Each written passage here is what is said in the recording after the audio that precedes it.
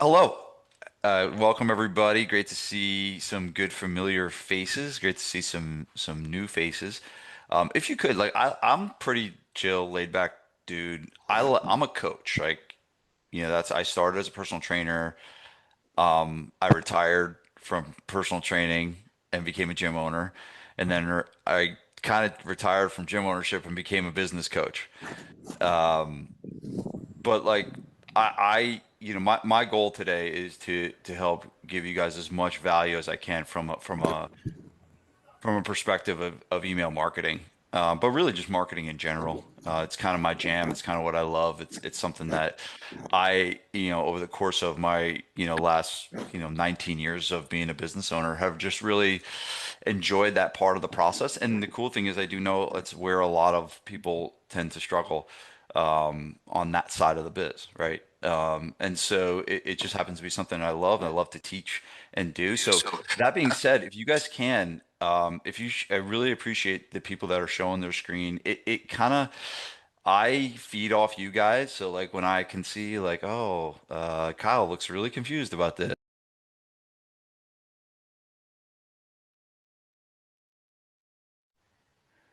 Wait, so was I muted, Leo? Yeah, the thing started moving around. That was my fault. I was trying to find you. My bad. I was trying to mute Okay. everyone else. Okay, cool. So you can hear me. So if you can, just show your camera. It's really helpful for me to engage with you guys, to see it, to see your faces, and I also too want to make this somewhat interactive. I like to hear, what are the challenges and struggles that you guys, are having specifically with email marketing, and maybe help you work through it. So we will get to that as well. So that being said, I am currently writing my, I don't even know what number it is anymore, but I'm currently writing, I think it's number 13, book number 13. And it's actually it's my first rewrite. So I wrote a small pamphlet called The Four Stages of Fitness Business Success many, many years ago. And my current book right now that I am planned for a fall release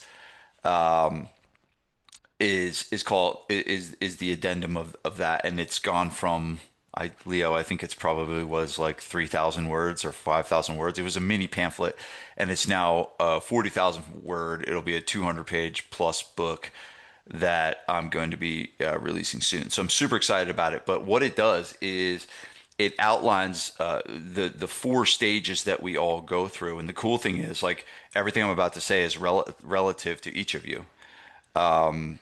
When you're in stage one, you're kind of just getting rolling, right? You're just getting started, and you're anywhere from zero to $20,000 a month in sales.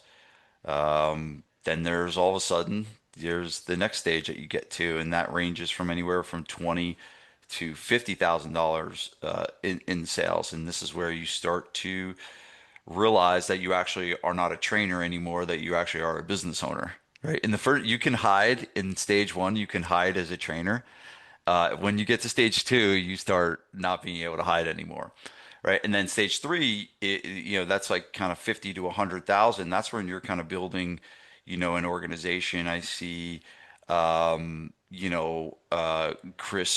Wortman on here, who I had in my office not that long ago. He's at the tail end End of of two into into stage stage three now. three now.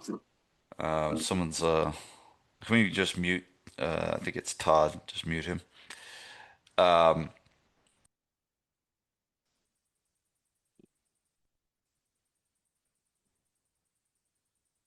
Now you're muted. what the heck is going on here? All right, stop muting me. I'm teaching. I can't be muted. All right, you mute other people, not me. All right. Um,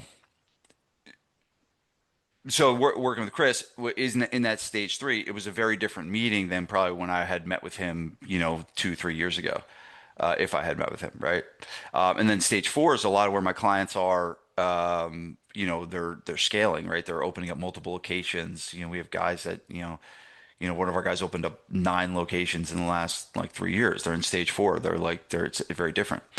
And so it always helps me to see where you guys are at and what level you guys are at. And the good news is, whatever stage you're in, what we're going to be talking about today is relative to every stage.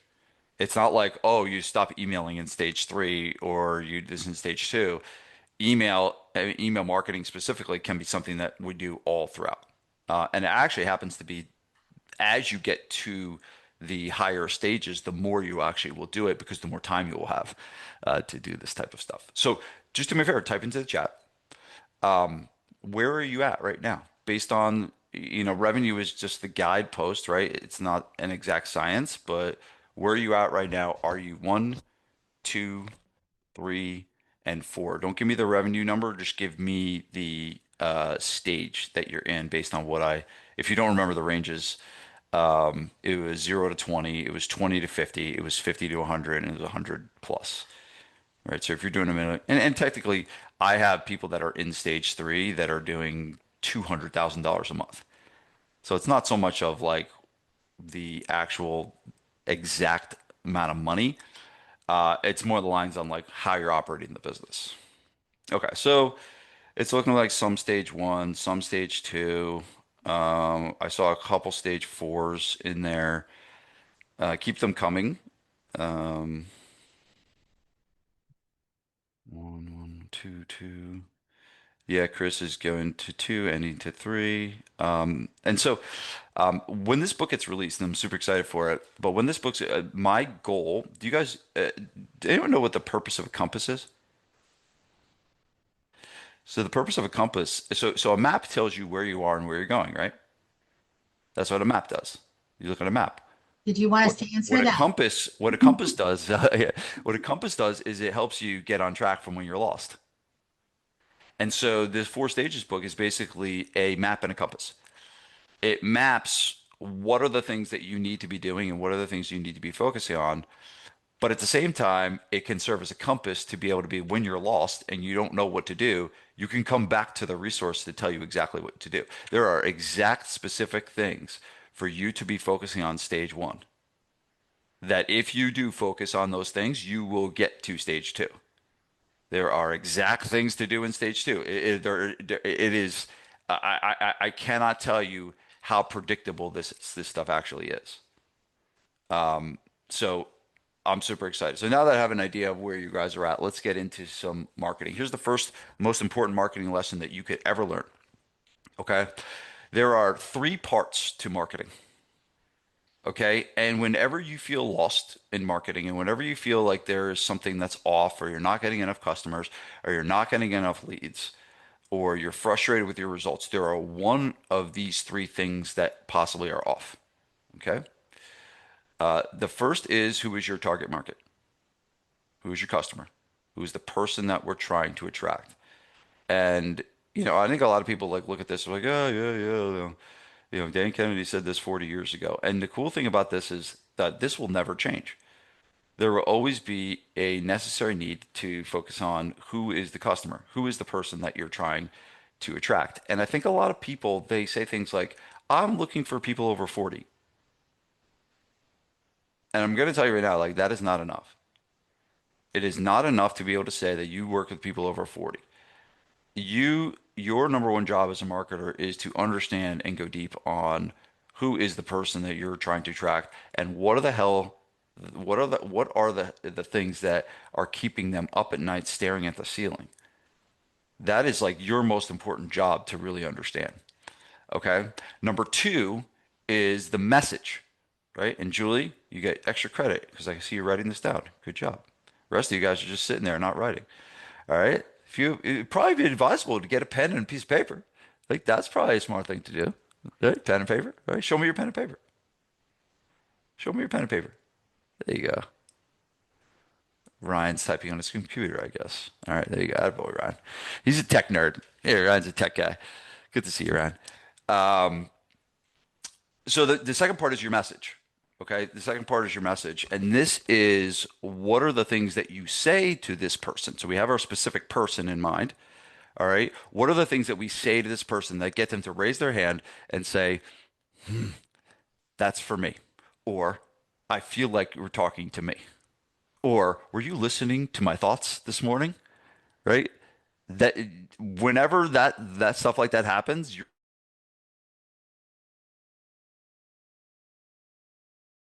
famous line from a very famous marketer that basically is enter the conversation already going on in the prospect's mind. And that is your job. Your job is to enter that conversation that's already going on in the prospect's mind. And that is our message. Okay. It's the things we say, but mainly it's the thing we need to focus on is the problems that we want to help them solve. Okay. And the last piece is media. Okay. And that's what we're going to be talking about today. And so media is the ways that you get the message to the market. This is your Facebook ad. This is your website. This is your social media. So all of the different things that you do to get the message to the market. So today, I could do a 3 hour thing on market. I could do a 3 hour thing on message. Today, we're focused on media and specifically one source of media, email, right? Which we will get to. But here's the most important thing to understand. I created a concept. I haven't created very many things in my life, and this is not even a great invention, but apparently it's stuck because a lot of people still use it. Okay. And the invention is, it's so stupid. All right. But I called it the marketing glove. Like has anyone read my book, my marketing book? I think I talk about it in there. But basically, it's called the marketing glove. And basically, what it means is you need 5 different fingers to help you generate new customers. You need 5 different things that are working that are helping you get new customers. And write this down. The worst number in business is one. And so when you have one thing that's generating all your leads and that one thing dries up, your business is at risk. And so you de-risk your business by having multiple ways to generate leads and generate new customers. And so one of the most important things you've got to think about is, okay, if your marketing isn't going well, yeah, sometimes it's a market to message match, right? But sometimes it's just like we don't have enough poles in the water. I went fishing with my family the other day. We went on a fishing boat, and there was my family's 5, and then we have my mother-in-law. We dragged her with us, and then we had a couple of my buddies from Temple. I play Temple football with. They came with me. So there's like 8 of us. Combined, we caught a lot of fish because we had 8 poles in the water, right? And that's kind of how you got to think about it. Like the more poles you have in the water, the more fish you're going to catch. If you have Facebook ads running, if you have email marketing going, if you have that. And so the mindset, and so this is basically a, what's considered a strategy, right? When you've heard the difference between strategy and tactics. I'm going to give you some tactical things to do with email today to help you. Okay. But really what I like to do for you guys is to help you understand the strategy because if you only work from a tactical level and you're only implementing like these little hacks and these little things, you're not going to understand and know what you need to do when something breaks. And things break. Things break. Here's one of the most important things. Like nothing stays the same. Nothing stays the same ever. If you have a lead source that is working, do not think that that lead source is going to work all the time. It just doesn't work like that. If you have an offer that's hitting, do not think that that offer is going to hit all the time. It just doesn't work like that. Everything changes, right? And so you have to be able to be adaptable with that. Okay? So that's the kind of foundational principles of marketing is this market message media. We need the principle around this is we need multiple lines in the water. Okay, I'm not here to talk about Facebook ads. I'm not here to talk about website. I'm not here to talk about Google My Business. I'm not here to talk about social media. I'm not here to talk about anything except how you help you guys get more customers with email. That does not mean you shouldn't be doing some of those other things, but that's our multitude of talk. So the first thing you got to understand is you are not searching for new customers to pay you your monthly fee. Okay, so a lot of them you're looking for, I'm charging $300 a month, I'm charging $400 a month, whatever you're charging, doesn't matter. And a lot of you are looking at getting a new customer as I'm getting someone to pay you an X amount of money per month. And here's a mindset shift for you. Okay, and this is a mindset shift. There's like certain things that you learn that when you learn this one thing, it changes how you look at everything. Okay? Let me give you a number. 19 and a half times $371 equals $7,234. That is the current lifetime customer value of my gym that I own. Okay. Now, I will tell you this, that number is based on the last 12 months of people that have left. That's where that number is based on. So I took the last 12 months of people that have left, and that's what I got the number. Okay. Here's a formula for you to get your number quickly. Okay.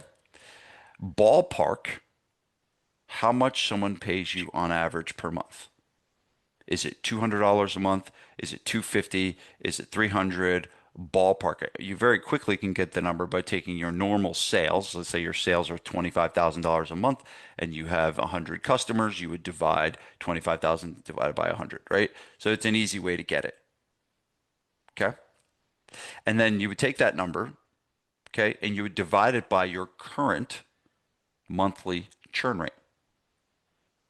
3%, 4%, 5%, whatever it is. Okay. And so I did a mock example here. I did $300 a month divided by 0.04 as an average churn rate, and my number is $7,500. Okay. Which is, a decent estimate on how to get your lifetime customer value. Is that all making sense? Is this an English speaking audience? This is the point where I want to tell you I'm here Okay. for the email marketing strategies because Bob and I operate a suite gym with personal training. So everything you just Awesome. said, I'm listening, but I'm going to do my own calculations, right? So I'm here for the email marketing part.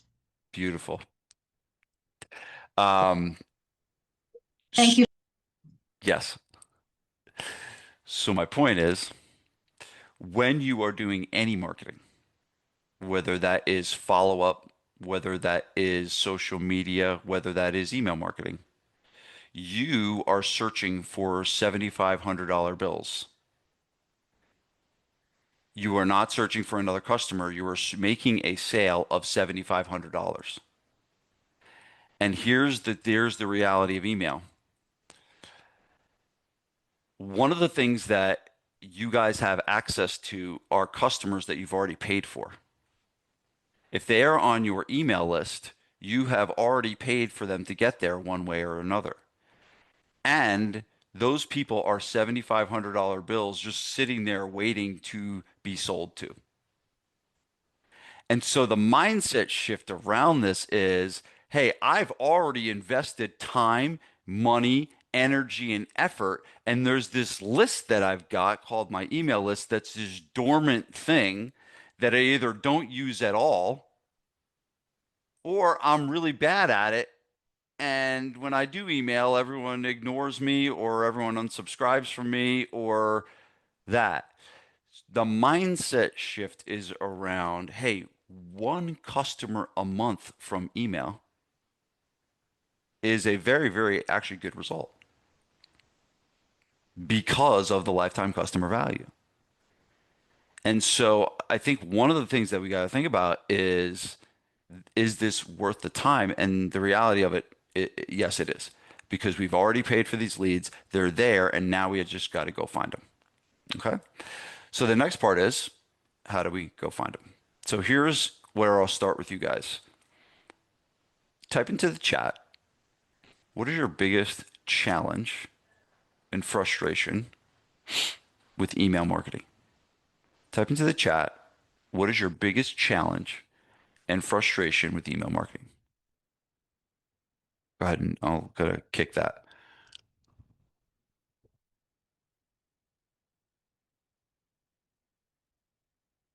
Okay, cool. All right, I'll read a couple of these off.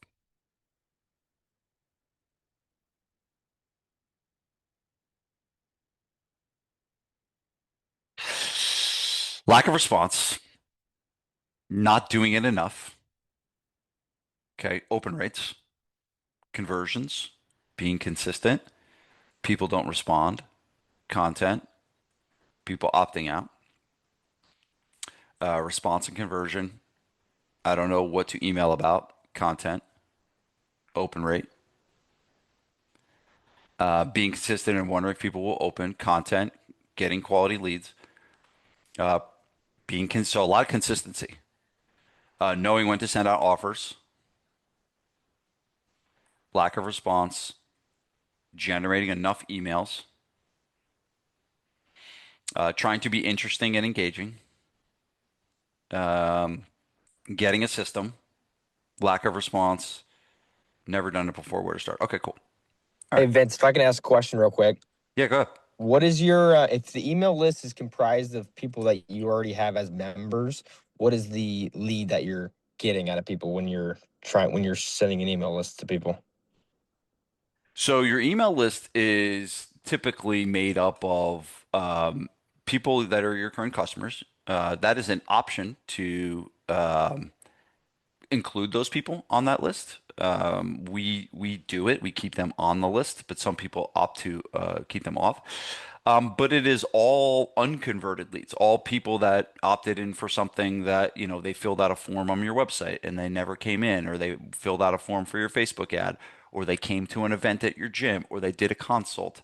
All of those people should be on this list. I probably won't go deep into list segmentation, as I see many of you are stage one and stage two owners, and it's more of an advanced strategy. So when I use the term email list, and Zach, it's a really good question. So when I use the term email list, I'm really talking like everyone you got. Every email address that you own goes into this list, and you mail that list, and you do that as many times as you possibly can. Okay, so it's actually a really good question. So that is the clarification of when I say email list. Okay.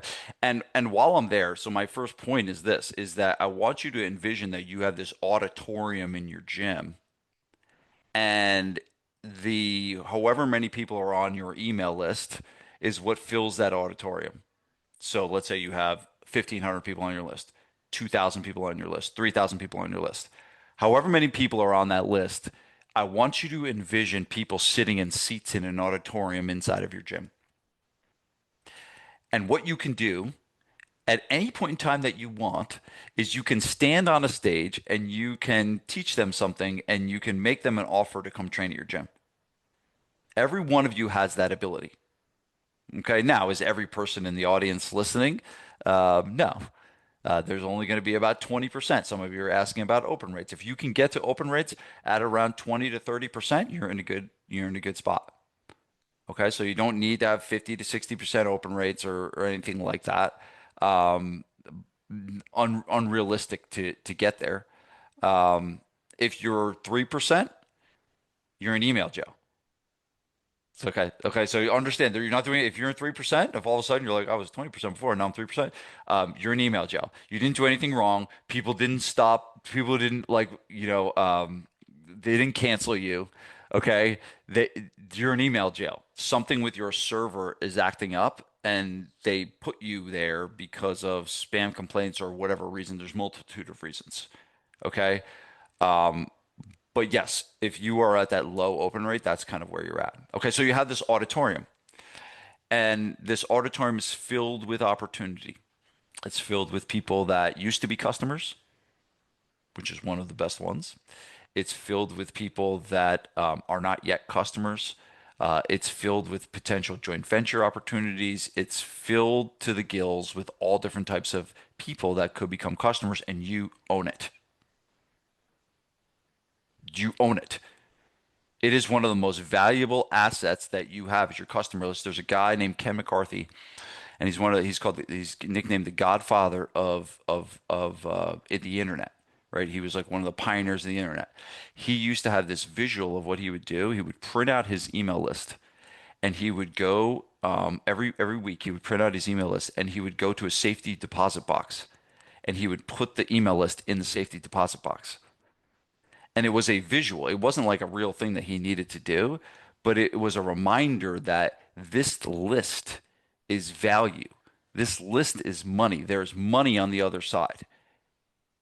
And all the other people, all the people on this list have all you've already paid for them to get there. And now we just need to kick them over. Okay. So that's the mindset we have shaping in. Now, let me share something with you guys that's very, very, I mean, this is when I heard this, this was one of the more insightful things I've ever learned. Okay.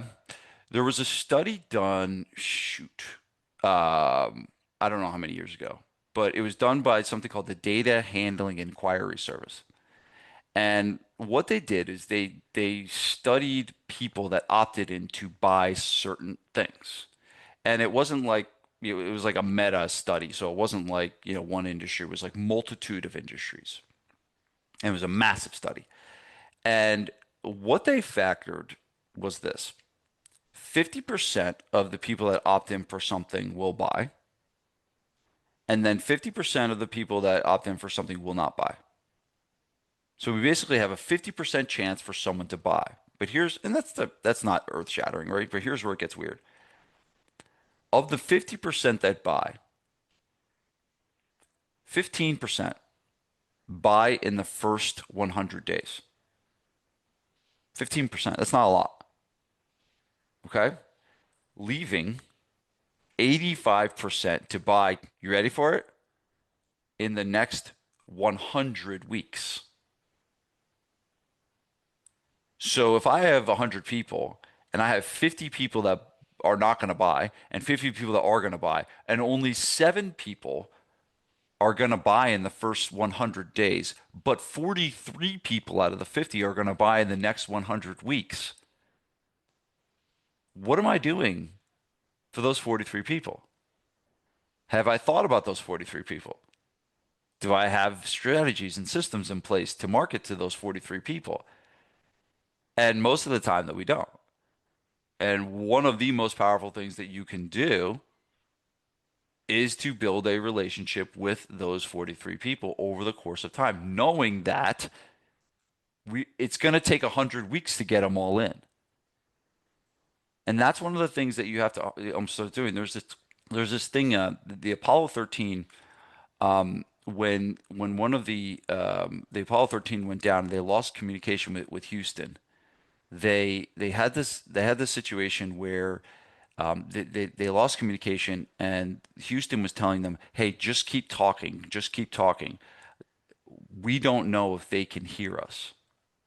And so they said, "Just keep talking, just keep talking, just keep talking." And that's kind of like email. It's like there are probably people that are reading your stuff that you think are dead leads, but they're like reading your stuff, they're getting engaged.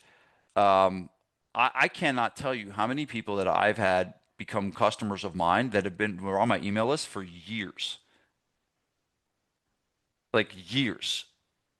Like I'm talking people like I was sending me email a day for 5 years. And so you just got to understand is like this is a bit of a long game that we're playing. This email is a bit of a long game. I'm going to show you a video about the difference between grand slams and singles a little later on today. Okay, but that's kind of what you're doing is you're playing a long game and you're building a relationship. Now, let me get into why I think AI is such a challenge with email. Here's the number one power of email. The number one power of email is you build a relationship with the list. That's the number one thing that makes an email list effective is they feel they have a relationship with the list. Okay? And if you think about it and you think about all the emails that you get, how many of them do you come across that you get emails from where you feel like you have a relationship with the person that is sending you those emails? And it's very, very few. But I will tell you this, I have had people that came into my mastermind and they started telling me things that I had talked about in my emails.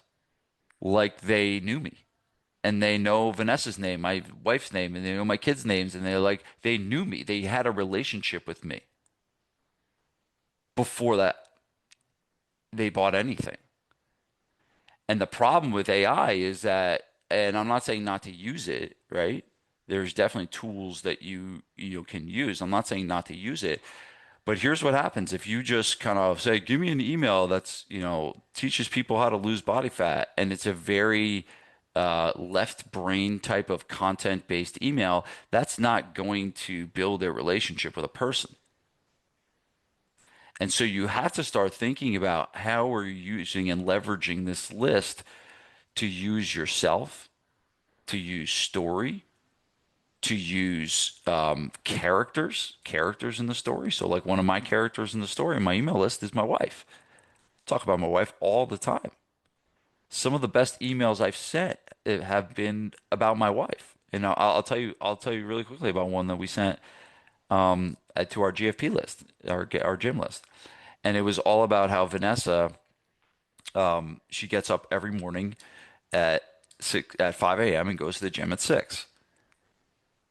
And one day she didn't go to the gym, and I was using the blender. And when she comes back from the gym and I'm using the blender, she never gets mad at me. But all of a sudden she started getting mad at me because I was using the blender. She started getting pissed because she was just like, "Ah, I don't want to hear that. Turn that off. Turn that off." And my message to the clients were, um, exercise makes you more patient. When you work out in the morning, you have more patience. Now, I got some hate mail. Where's you leave your wife alone? She's a wonder that they started coming to Vanessa's defense, right? But what did I do? I entered a conversation that's going on. How many other people have that situation in their homes? This person's doing this and it's really annoying and it's pissing me off. AI can never do that for you. AI can't take that story that you lived and tell that for you. Okay? So that's kind of like what you're up against. And again, I'm not saying not to use it, but I'm saying, hey, my job is to help you do this effectively and to do this to win. And I'm going to tell you, if you can start building a relationship with the list through sharing personal experiences, through sharing story, through being very relevant to what people want to hear, then you're going to do well with this game. Okay? All right. Um, so the next piece I want to get into is actually the list. Okay? The list, because I talked about the power of the list, and many of you um, have lists that are just kind of dormant, and you think you're doing a lot wrong because no one's responding, but it could be that you're just not adding enough people to the list. That's sometimes the biggest simple fix is if you have a 300 person email list, there's only a certain percentage that are opening it, and there's only a certain percentage of people that are going to respond. And if that is too small, like the law of averages is going to kick in. Okay. So one of the things that you got to do, right? And yeah, 500 people on the list, it's an average size list. It's on the small side, I would say. Okay. But one of the things we want to do is we want to be able to grow our list with multiple ways. Okay. So the first thing you got to understand is if your list is grown with literally only Facebook and your list is only grown through Meta, you're probably going to have a crappy list. And I'm sorry to say that, I'm sorry to hear, but the majority of email lists that get grown with just Meta leads is usually the worst. Okay? But what I want to do is share with you some strategies on how you can grow your email list. Here's the first one. Is the biggest power that you could ever get is um, is local, is going local and going to the 5Ks and going to the community events and setting up the tables and setting up the booths. And I know some of you are like, oh, I don't want to do that shit. Okay, but those 25 emails that you get when you do the table, if you can multiply that by that is the power of growing your list from a local level. Is that the second way is through strategic partnerships. Okay. And that is going through strategic partnerships and going to them with a lead generation strategy, right? Where you are leveraging their list to get them to your list. Okay. And so, case in point is let's say I have a salon or something like that. And the salon is, it's a couple miles from my town. I know there's clients and customers are there. What do most people do when they get a joint venture? Well, most people, they want to build their list through, hey, there's this guy, Ryan, and he's got this cool gym. Here's his email. Here's his phone number. Go check his website out. And that's how most people like communicate with joint ventures. Is just they say, yo, go check this guy out. It's like a more of a recommendation. Okay. But what if it was something along the lines of, hey, my friend Ryan, he's got a gym down the street, and he wrote this uh, short report on how people 40 plus can lose fat in the next 30 days, or how to handle what's going on with GLP-1 these days, like if you want more current, right? And you created something like that, or Ryan's giving away 10 free personal training memberships, and then you send that. That is a lead generation strategy for joint ventures. And so now instead of using a joint venture of like, oh, check out this guy, check out Kyle, he's really cool, like, and no one does anything and nothing happens from it. Now you can actually use it as, yeah, there you go. Now you can use it as a specific lead generation. You're trying to move them from their list to your list. Okay, so these are the strategies that we actually need to start doing to grow the list. I'll give you one more that I think is a huge one, and this is something I've run since 2016. And a lot of people do it these days, but I like to think that I was one of the first ones that did it. But it's basically running a giveaway. And what you do is you put something out there that's like a 6 months of free training, a year of free training, or whatever you want to do, some type of like big prize. And this will be one of the best lead generation strategies to build your email list that you could ever think about. And you basically, what you do is you take this thing and you put it out there. You put it out there on social, you put it out there for your ads, you put it out there on your website, you put it everywhere. And you run the campaign for about 3 weeks. And most of the time that somebody does this, they'll get anywhere from 200 to 400 new email addresses. Okay, depending on your reputation, depending on how well you market it, but people will opt in to win something that is a larger, bigger prize.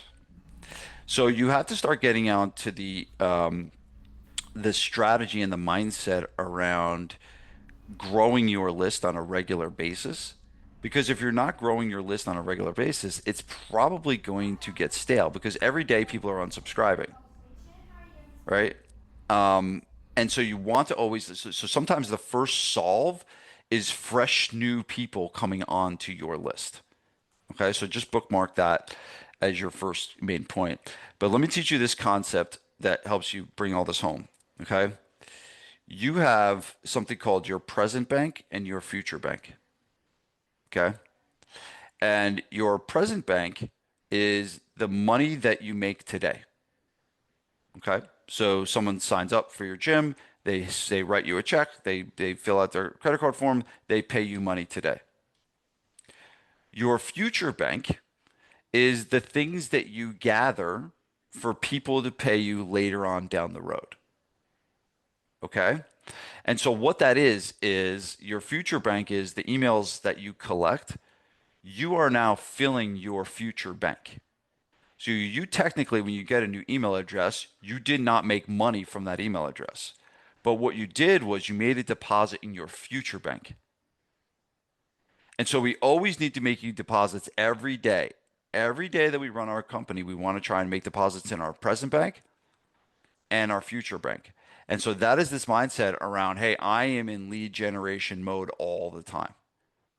And I'm not going to get sad. I'm not going to get, when someone doesn't become a customer, I'm basically just going to continue to build that asset and grow that asset and grow that asset and grow that asset. Okay. So, are there any other questions on list building?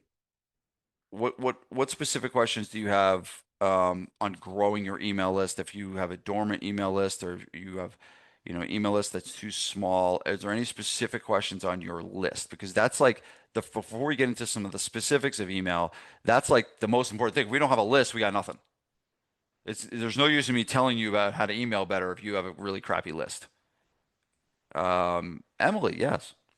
So we go out and do events and we set up tables and we do things like that. I'm just wondering if there are, and now we're coming into the fall where everybody and their brother has church bazaars and all kinds of things where all kinds of people are.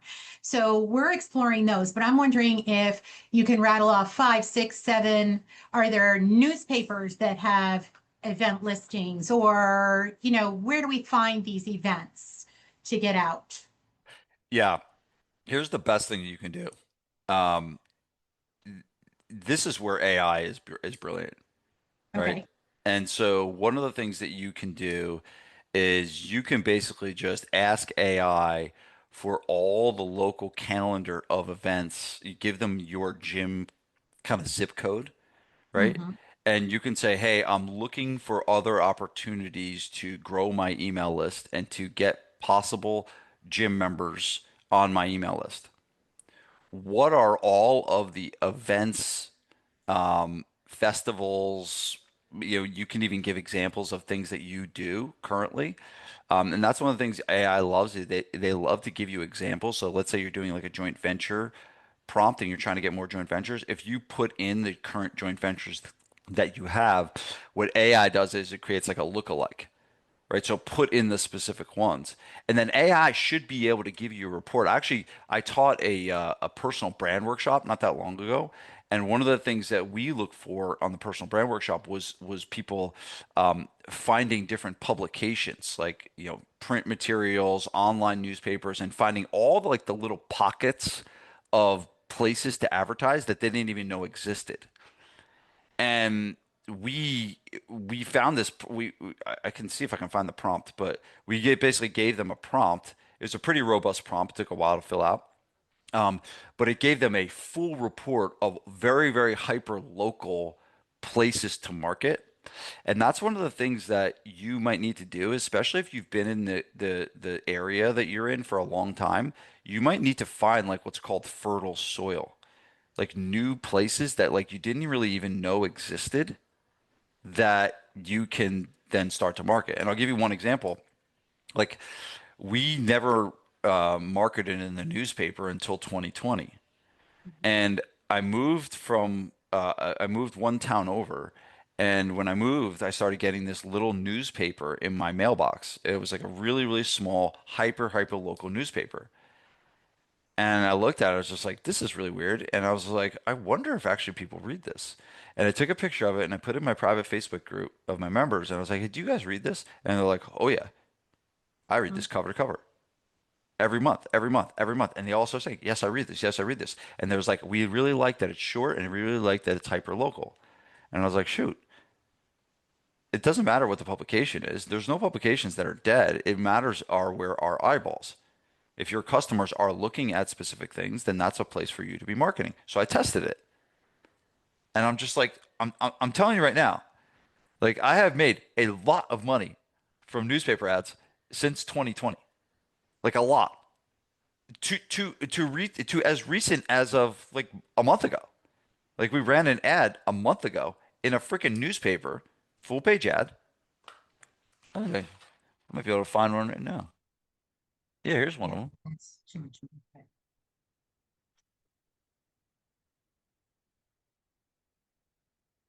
I'll show you right now. A local paper. Yeah. So here's Okay. our most recent ad. Right? But I didn't even know this existed. I didn't even know this was an actual opportunity. And so I think some of the things that you're looking for, with these joint ventures and these community events and these list building strategies, right? Um, are what is out there that I didn't know that existed and exploring that. And the good thing is like, and it's actually a really good question, Emily, because it's spurring a lot of different ideas for me. But you guys, y that is really what you need to be doing is looking for as many opportunities as possible, to generate leads. And the AI will be able to do that for you. Okay, so that's good. Any other? It's a great question, Thank Emily. you. Thank you. Any other? Um, Any other specific questions on list building? Hi. I'm a digital marketer and I'm just going into the gym space. Do you really find that like street fairs work? Because my partner is old school and I'm like all digital and I would rather run ads than stand at a table all day. Yeah, and my answer is do both. Okay. Yeah. Okay. I mean, here's the thing. You can always, if you're like a super, super experienced digital marketer and you feel that you can get every customer, that you need through digital marketing, have at it. Go for it. But I will say this is that there's not only new customers that it will be generated from local. Um, it, we're in the relationship business. Mm, And so, like, what happens when you go and you go to the street fair and the town fair, and next the booth next to you is a salon, gotcha. right? And like all of a sudden, you created a partnership with that person, and you became friends. Like it's a we're all small town, right? Unless you're scaling, right? No, can you scale this? Can you scale the local community? But I will tell you this. So Rick Mayo is a friend of mine. He owns Alloy Personal Training.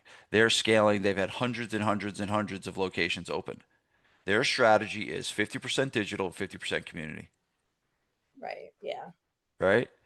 So I don't think it's like one or the other. I think it's going back to what I said before in the marketing glove. It's like multiple fingers on the glove. You need both.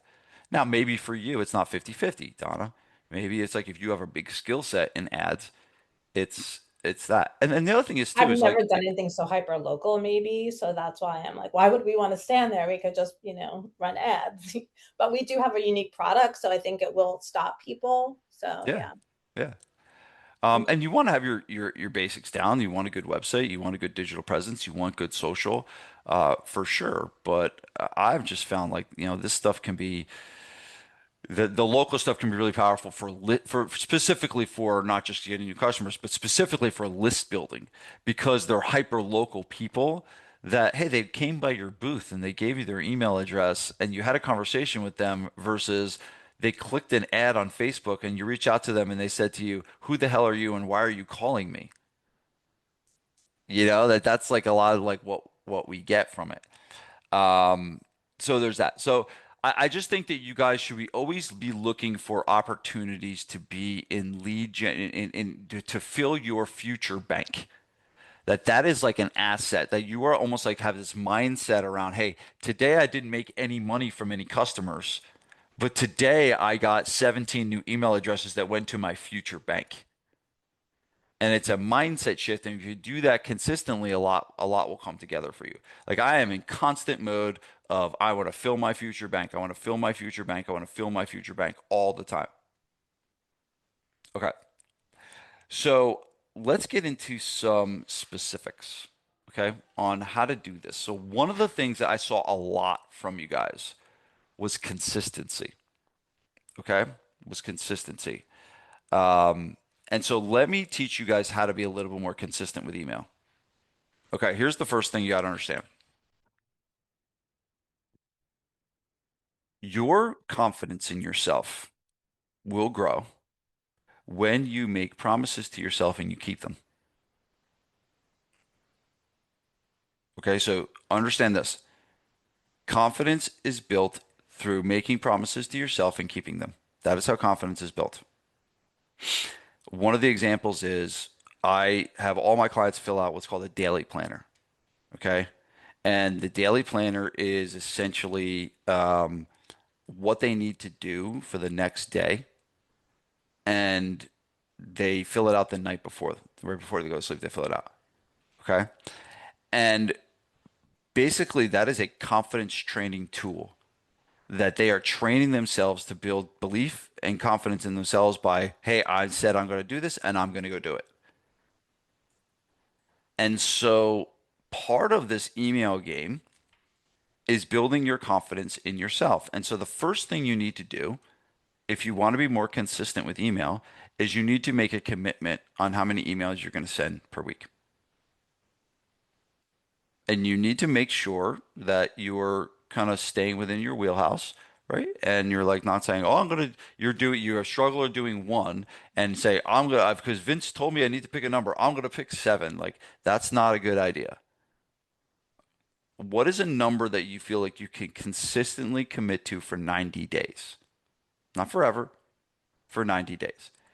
And my advice for you is if you're struggling to do one, then just start with one. Okay? And just start with one.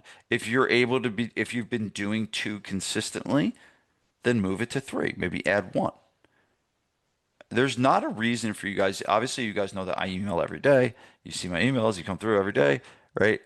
I'm not asking you all to do that. That's a tall order. I'm kind of running somewhat of a different model. I don't send an email every day at my gym. We send 3 emails a week, which is like I think a sweet spot for you guys. Okay. But the first thing you need to do is decide how many emails you will send each week. Now, understand this is if you set a goal to set 3 emails a week and you actually were able to accomplish that, that's roughly, what is that, 156 emails, right? Something like that. Tell me that what are the chances that out of 156 chances you get zero from that? Probably not likely. There's probably, if you're doing it right and you're running the mechanics right, and you're doing the things I'm going to share with you today, right? You're probably going to get something from it. That's 156 chances. But if you go down to like 100, what are you saying, Ryan? Good, yeah, 100, yeah, I was just it's saying, 100. if you're hitting 2,000 people 3 times a week, you're getting how many chances or opportunities to get that? Yeah, You yeah. got to get at least one, right? It's monster, right? And it's monster. So that's why I like the auditorium example. It's just like, hey, if I just every 3 times a week, I can step into that auditorium and do it. So you just understand that when you this is a consistency game. If you can stay consistent with it, it's likely going to happen. Here's when it doesn't work. Okay, it doesn't work when you send 1 email 1 week, you send zero the next, you send three the next, and you send zero the next. It doesn't work like that. Think about your favorite TV show, like, and think back in the day, right? So like TV shows, they're like there's not like a time, but like when we used to watch back in the day, there was a show called Sopranos, right? And Sopranos was on Sunday night, and we would sit down and we would watch Sopranos. And on Sunday night at 8 o'clock, if Sopranos didn't come on, like we were pissed. It's like, well, what? Oh, there's a stupid ass president. The president's going to say something to us today. I don't give a shit about that president. I want to watch The Sopranos. And the reality of the situation is, we were programmed to sit down at 8 o'clock every night on Sundays and watch The Sopranos. And I'm not saying you're going to have that same attraction with your audience of like they're going to be sitting at their inbox waiting for you. Okay, that's probably not likely. But I will say that you start to treat and program. So I have programmed all of you that are on, I'm sure everyone is on my email list. How did I fill this whole workshop? With email, right? I filled an email workshop with email. Go figure, right? Um, but I'm sure all of you that you're used to getting it. I have trained you and programmed you. You're not, why is this guy sending me an email every day? You just know that that's what I do because I've trained you to do that's what I do because I've done it consistently. And so that's the first thing you got to do. One, you got to decide how many emails you're going to send each week. And I want you to commit to it for 90 days. So can we make some commitments right now? All of this is way more important than me teaching you the hacks. I know you want hacks, but hacks don't do shit if we don't send emails. So your commitment is, I'd like you to type into the chat. What are you going to commit to? And if it's zero, it's zero. I don't care. It's not, that doesn't, no skin up me. But what are you going to commit to?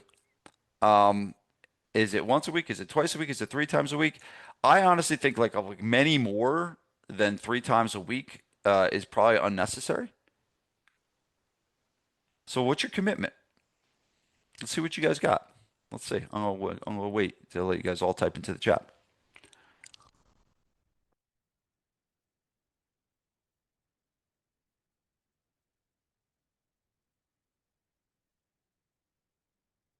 Yeah, Kyle, three. Oh, you're doing three weekly. Yeah, I think that Ryan, like three is good. And then that just lets out what do we need to do to make them better. Um, three weekly, Jag, good job. Two. Okay. Yeah, so it's between one and three. But again, it's like we can easily write it. It's like what are you actually going to make the commitment to? Okay, so that's the first thing. Because we're talking consistency, because this is powerful. The second piece of it is sometimes we're not consistent because we sit down and like we don't know what to do. And so what I did is for myself, when I first started doing email, I created what's called email guardrails. Okay. And my email guardrail was this. On Mondays, I sent a themed based email called Mindset Monday. And everything that I wrote about on Monday was something about mindset or personal development relative to my market. So I would, find different, quotes or videos or so whatever. Whatever it always had to do with something inspirational and something that would move people. And I'll be honest with you, like my Mindset Monday column became so popular and so good, I ended up writing a book. And I took all the Mindset Monday emails I wrote and I created a book. It's actually how I wrote my first book. My first book was written by taking my Mindset Monday emails and putting them in a book. And I have like lists and lists and lists of testimonials of people that were loyal followers of the Mindset Monday email. They were looking forward to Mindset Monday to the point where here's how you know when you do something if it's working or not is if you normally show up and then you don't show up and people care. If you do something and you do something consistently and then all of a sudden you don't show up and people don't give a shit. Like I've been called out before on my podcast. It's been very rare that I've gone like more than a week without doing a podcast. But I think at one point I went like 2 weeks without a podcast and I had some guy email me. I was like, dude, where's your podcast? I was like, what the heck? He got like mad. And that's when you know you're doing things actually right. Okay, so that Mindset Monday, that was my guardrail. I knew I'm sitting down and I knew I got to write an email today and I know I got to be something about this. Okay, and with AI, I didn't have AI back in the day. With AI, the ideas for what you should be writing about, it's like, come on, guys. It has never been easier, right? It has never been easier. Okay, the Wednesday email was called what was it? So Wednesday email was a testimonial email. So this was an email that I wrote about a current customer that was having success. And the Friday email was a recipe. That was my structure back in the day, way back, and it was the thing that got me to be consistent because I took a lot of decisions off the table. I was like, all right, I know on Friday I just got to write something about a recipe and I can get that done. I can do that. And it was within my skill set at that time, right? Now it's way different now. Okay, but it's in my skill set. So if you're having trouble with consistency, sometimes lowering the number of decisions that you need to make is what is actually going to make you be consistent. When you have too many options and too many possibilities and you're creating this blank slate and you're just like this artist that can just throw shit against the wall, like that is bad for beginners. Real bad. The best thing you can do if you're struggling to be consistent with it is to give yourself a very specific frame, a very specific topic, a very specific anything to be able to get you to do it. Last thing is on consistency is just blocking time to do it. So if you have, like Brian gave himself the quota of 3 emails a week. Kyle's at 3, right? I don't know. I think Kevin's at 2. But like sitting down and actually writing them in batches and doing it like, hey, I'm going to sit down and I'm going to do all of it right now. And this is the time I'm going to put in my calendar to do it. So you're making an appointment with yourself. I'm going to make an appointment with myself to sit down at this time and create these assets and create these resources. And so that's another way that you can actually get it done. It's just like, oh, it's Wednesday. I got to write an email. And like you scurried around to try and kind of get it done. I think you're probably better served by blocking time on a calendar and really finding the time and then actually getting it done. I found that that's the best way that actually can be consistent. Okay, so I know consistency was a big one for you.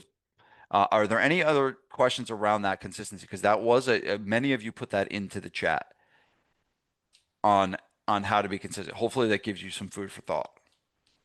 Because this is the game, guys. If it's like again, the hacks don't do anything if we're not consistent with this. Okay, cool. All right, so staying with our guardrails, okay, and that's kind of like when you're a somewhat of a beginner at this stuff. Some of the best things that you can do is have a little bit of guardrails. So let me give you a few more of them. A question for you guys: how long should your emails be?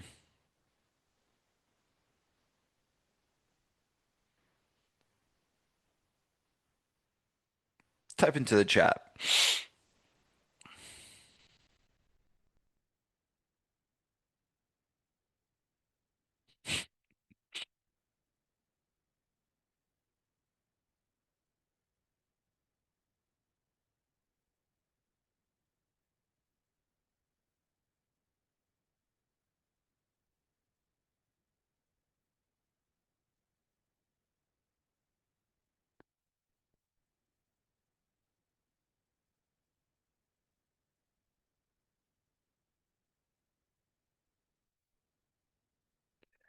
Okay, cool. I was just reading John's comment. Thanks, John. Um, Here's a framework for you. Ready? 200 to 500 words. I think that that's the sweet spot that I've used. Now, am I saying that if you do an email with 501 words that no one's going to read that? No, I'm not saying that. I have some of the best emails I've written have been like 1,000 word emails, right? And just understand that I know that is a tall order to do something like that on a regular basis. So that's what I found is the sweet spot is the 200 to 500 word sweet spot. I think that gives you the guardrail of like how long should this be.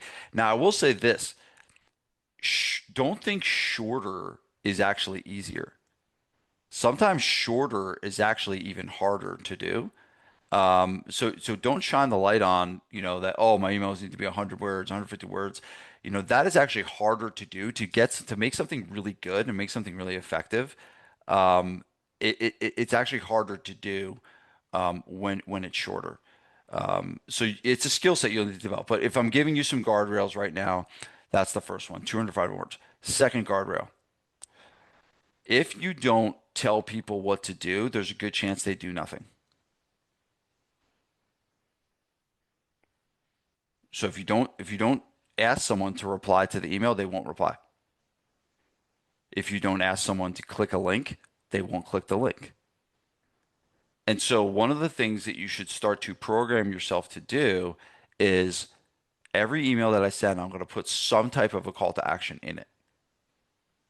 And whether that call to action is a link click, whether that call to action is reply to this email, um, that is what you do.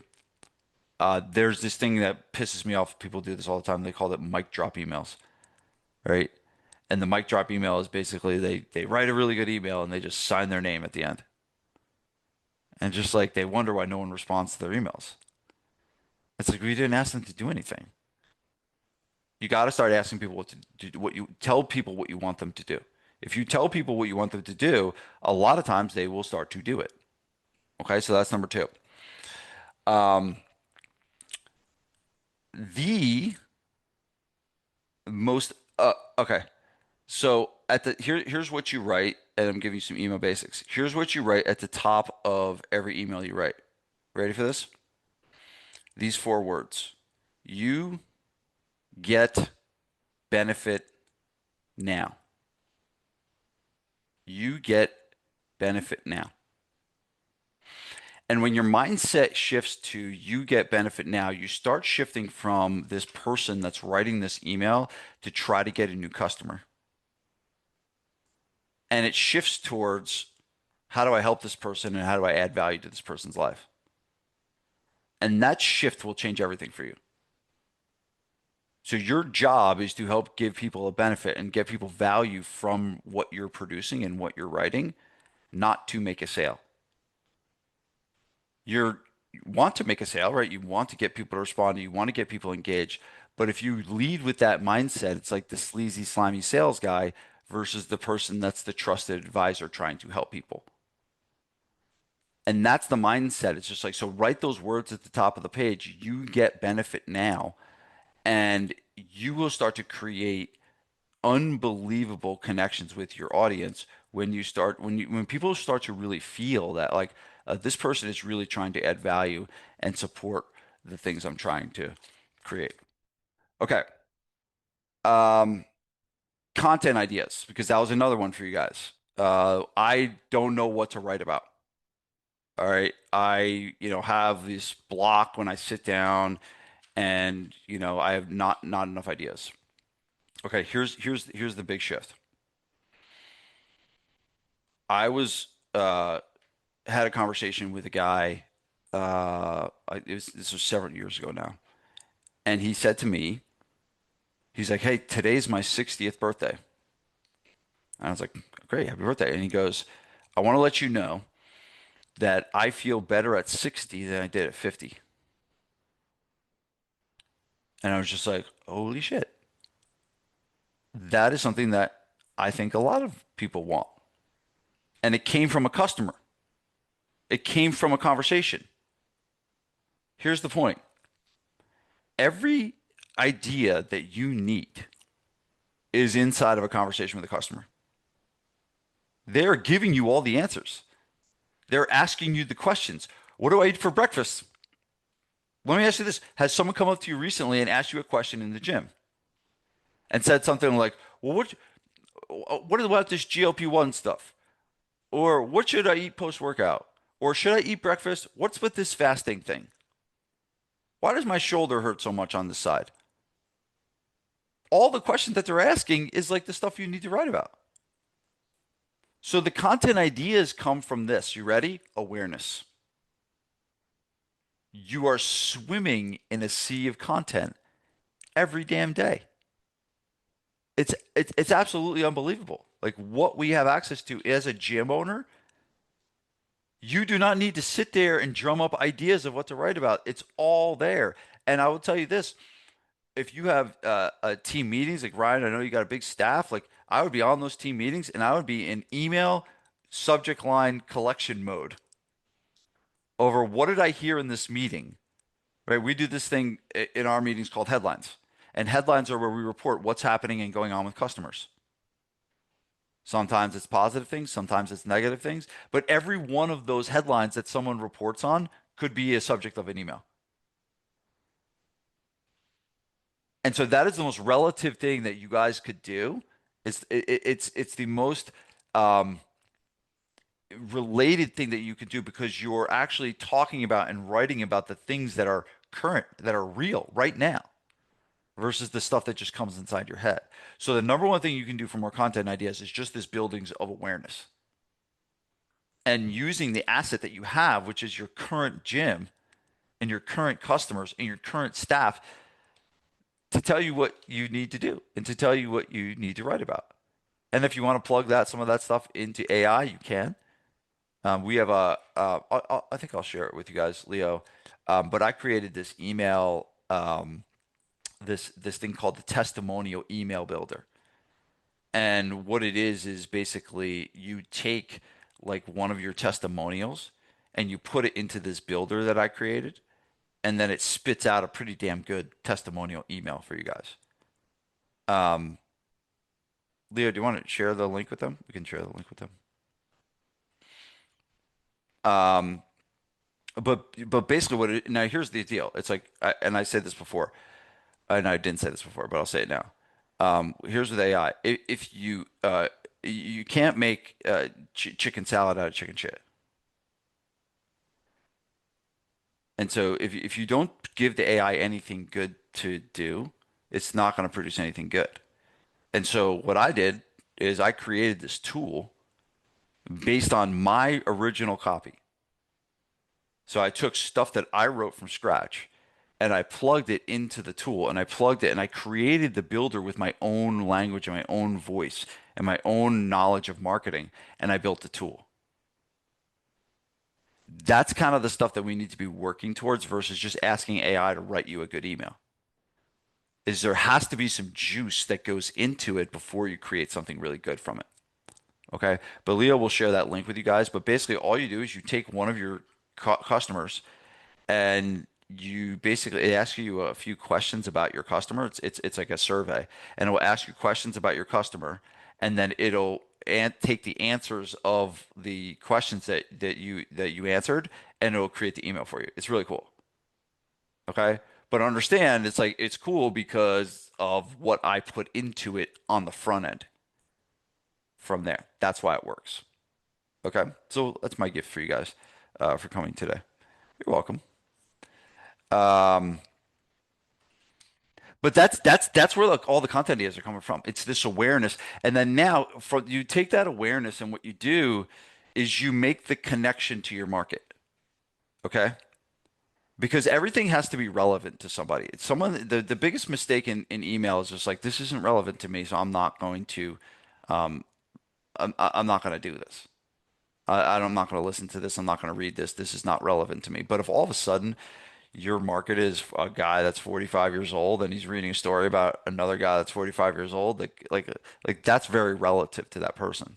And so your job is to be able to take this awareness, right? To take this I have this awareness of all these things that are happening around me in my life, in my gym, and now how do I take it and how do I connect it to the customer on the other end so that they get value from it?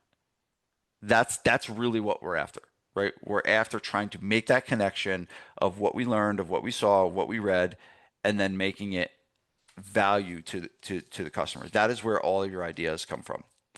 Okay, so what were some of the other things that you guys we talked about open rates. We talked about deliverability. I told you guys if you're in like 3% open rate, you're actually in email jail. Um, so from that, um, okay, here we go. I kind of covered this. Um, yeah, I covered this one before already, but getting responses, that's just the one that I saw a lot of. And my answer is kind of what I said before. If you're not asking for a response, I would not expect to get many responses. And so it's not that your emails are bad. It's not that you're doing a bad job. It's literally just the mechanics of not asking and not prompting them to actually do something. Your job is to engage. That's kind of what you want to do is you want to engage. I mean, I get responses from my emails like all the time. Like people are responding if I ask them to, reply yes or do this. I mean, Leo, I make poor Leo very, very busy, right, from my emails because we're getting, hundreds and hundreds of responses all the time because I'm asking them and telling them what to do. Okay, but that's the biggest thing for responses. Okay, let's go to this. That's kind of all I have prepared for you guys. What are the specific? I want to get into some troubleshooting with you, and let's get some specific questions so we can kind of finish up that way. Yes, Emily. May I ask a follow-up on that one? So Yeah. with the emails that I'm sending, they're talking about protein content and getting enough protein when they work out. So I'm sending, these are tables saying how many grams per pound that you should be getting protein as you're building muscles. And then asking a question at the end, what are your favorite sources of protein? Share them with us. That kind of, just something little because we're very, very small and I'm just trying to get a chat going. But then I want to know, how do I turn their interest or answer into a reach out, into a marketable moment, into Good that question. one-on-one?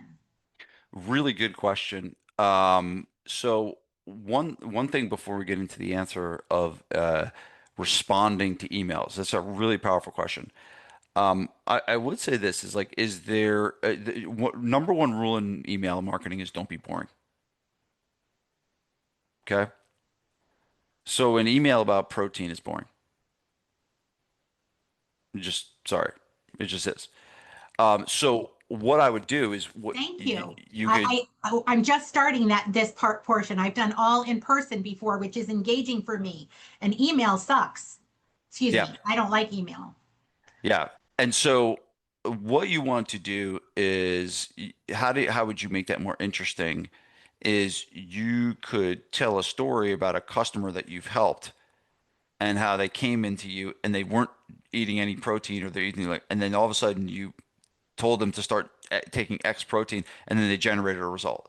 So you could teach the same lesson, but in a very different and more interesting way, versus just like you should eat because the food pyramid says that you should eat this much.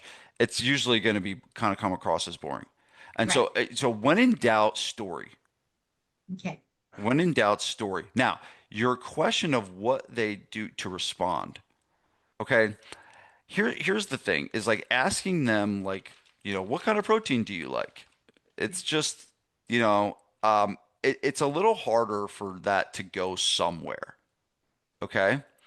But here's what you can do with that. So let's say you do use that question and you just say, what kind of protein do you like? And they do answer you and they say, I love chicken. Okay. Yeah. And your response could be something along the lines of, cool. Are you eating more chicken to try to build muscle or burn fat? Right. And so what you do is And that then how can we help you do that that? is called a sorting question. Yes. Okay. And so a sorting question will always get a better response is Okay. because when you ask questions that are hard to answer, people don't answer them. When you ask questions that are easy to answer, people answer them. Right. So if I asked you guys, you know, hey, do you guys do small group or large group training? And here's what your answer will be. Some of you say small group, some of you say large group, some of you say both. And it's a very, very easy thing for you guys to answer. That was the whole, when I did my small group book, I can't tell you how many new customers we got in our mastermind after that small group book release. The number one question, as soon as someone downloaded the book, I asked one question. Hey, first name, do you do small group or large group training? And the number of people that actually answered that question was like off the charts. Because why? It's easy. Easy. Right? And so you can use that strategy when people do respond. Okay. But let's just say that you ask some question of, I've used these different 9-word emails, over the course of, my career, right? And, the most powerful email we've ever sent is, hey, first name, are you still interested in doing personal training? Right? It's someone that like, hey, they were on your list for a long time, and it's basically called a proof of life email, where you basically say, hey, are you still interested? And a lot of people will be like, yes, I'm still interested. Okay. And then your response is you do that sorting question. It's like, are you more interested in losing weight or are you more interested in getting stronger? Okay, then hopefully they answer and they say not everyone will answer, but you say something along the lines of they say getting stronger. So like, cool. Um, how long have you been looking to get stronger? 2 years. How long have you been trying to lose weight? 1 year. How long? Just like since my kid was born, right? Whatever. Okay. Um, and then hopefully they answer that with what's called, and then your answer is and I asked you guys in this, what's your biggest frustration right now with losing weight? And that question creates what's called the love letter. And when you get the love letter, game on. And you get the long love letter, you get the long email about how they have been struggling for this forever, and I just did my life, blah, blah, blah, blah, blah, blah, blah. And then your response is, awesome, I'd love to help you with this. The first step is booking a consultation. We'd like to meet with you, and we'll go from there. So that would be how you would follow up, is like kind of following that process of sorting question, make it easy for them to respond. Okay. Second level question, more of a digging question. Okay. And then the prompt of trying to get them to respond with a longer version. Now, will everybody do this? No. Are there plenty of people that respond and someone will say, yes, I'm interested. And you'll say, you'll give them the sorting question and they won't respond. That's normal too. And so what we're doing is we're creating this law of averages. We're creating this law of, hey, um, th there's only a certain amount of times that we've got to do it, and our job is to maximize the amount of times that we actually get this done. That's kind of what we're after here. Okay. But that's a really good question, Emily, and thank you for all your questions. Guess we lost Bob. He's training someone right now. Cool. It might have been the other guy. Who's the other guy that was giving me crap? I think he left. Every once in a while, there's always a nice person that comes on and just says It nice didn't say things. how long you were going to be for today, so I didn't know how much time to block him off for. I didn't notice that in your email. Yeah. Okay. All right, cool. Delia, did you delete that guy's comment? Oh no, this guy John. Yeah, I think he left. These people crack me up. All right, what else? What other questions you guys have for me? And now that I think that guy left, but like here's a good example. So this guy that came on, I don't Leah is he gone? I don't want to like He's gone. he's gone. All Who? right. Gone. This guy John, he was on the call, and he says, "I feel like everyone here already gets the importance of email, which is why we're here. Was looking to go if we could do to get it better at them." Let me ask you a question. Has anyone gotten one thing today that would help them get better at email? Okay, hopefully you got one thing. Now, I don't know what John was looking for. If he was looking for me to create a spell on him to make him a better email copywriter, but this leads me to a very important lesson. Trolls. Now, he's not a troll, okay? But what do people do when you respond and they send you an email back that says, F you, you're an a-hole, never email me again. Take him Or off the list. I disagree with you. Okay, so that's what's called a troll. Okay, or we also in the email world we call them reply guys. And a reply guy is he replies to your email and you was like, well, dude, we didn't do it this way or we didn't do it that way. But like, what is the point of this guy coming on and saying, I feel like everyone here gets the importance of email, which is why we're here, was looking for what to do to get better at them. Um, Now, like I could just be offended by that comment and kind of get pissed off, or I could turn this into a lesson, which I'm doing right now, teaching you what to do with trolls to get to a troll. Okay, so here's what you do. When you go to a situation, let's say you get someone that disagrees. Now, this is an advanced strategy, but this is fun. Okay. And what you do is let's say you get an email from someone that disagrees with you about something or they're shitting on you or something like that, right? What I will a lot of times do is screenshot what they showed me, and then I will call them out in the screenshot. And so they're now, and I cross their name off, right? And then I will use that specific comment in my subject of the email to teach something. And so what you do is you take your haters and the people that disagree with you, and it is one of the more liberating things that you could ever do. Because do you think that I've been emailing every day for 10 years? Do you think I don't have like one a week of someone responding to my emails saying F you, you're an asshole? It's like all the time. Like I think most of you that know me personally know that I'm not an asshole.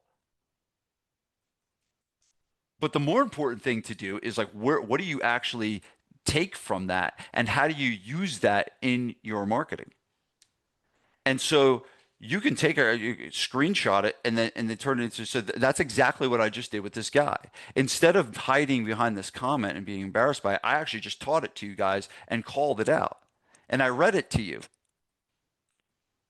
There's a restaurant in California that has all their 1-star Google reviews on the wallpaper in their bathrooms.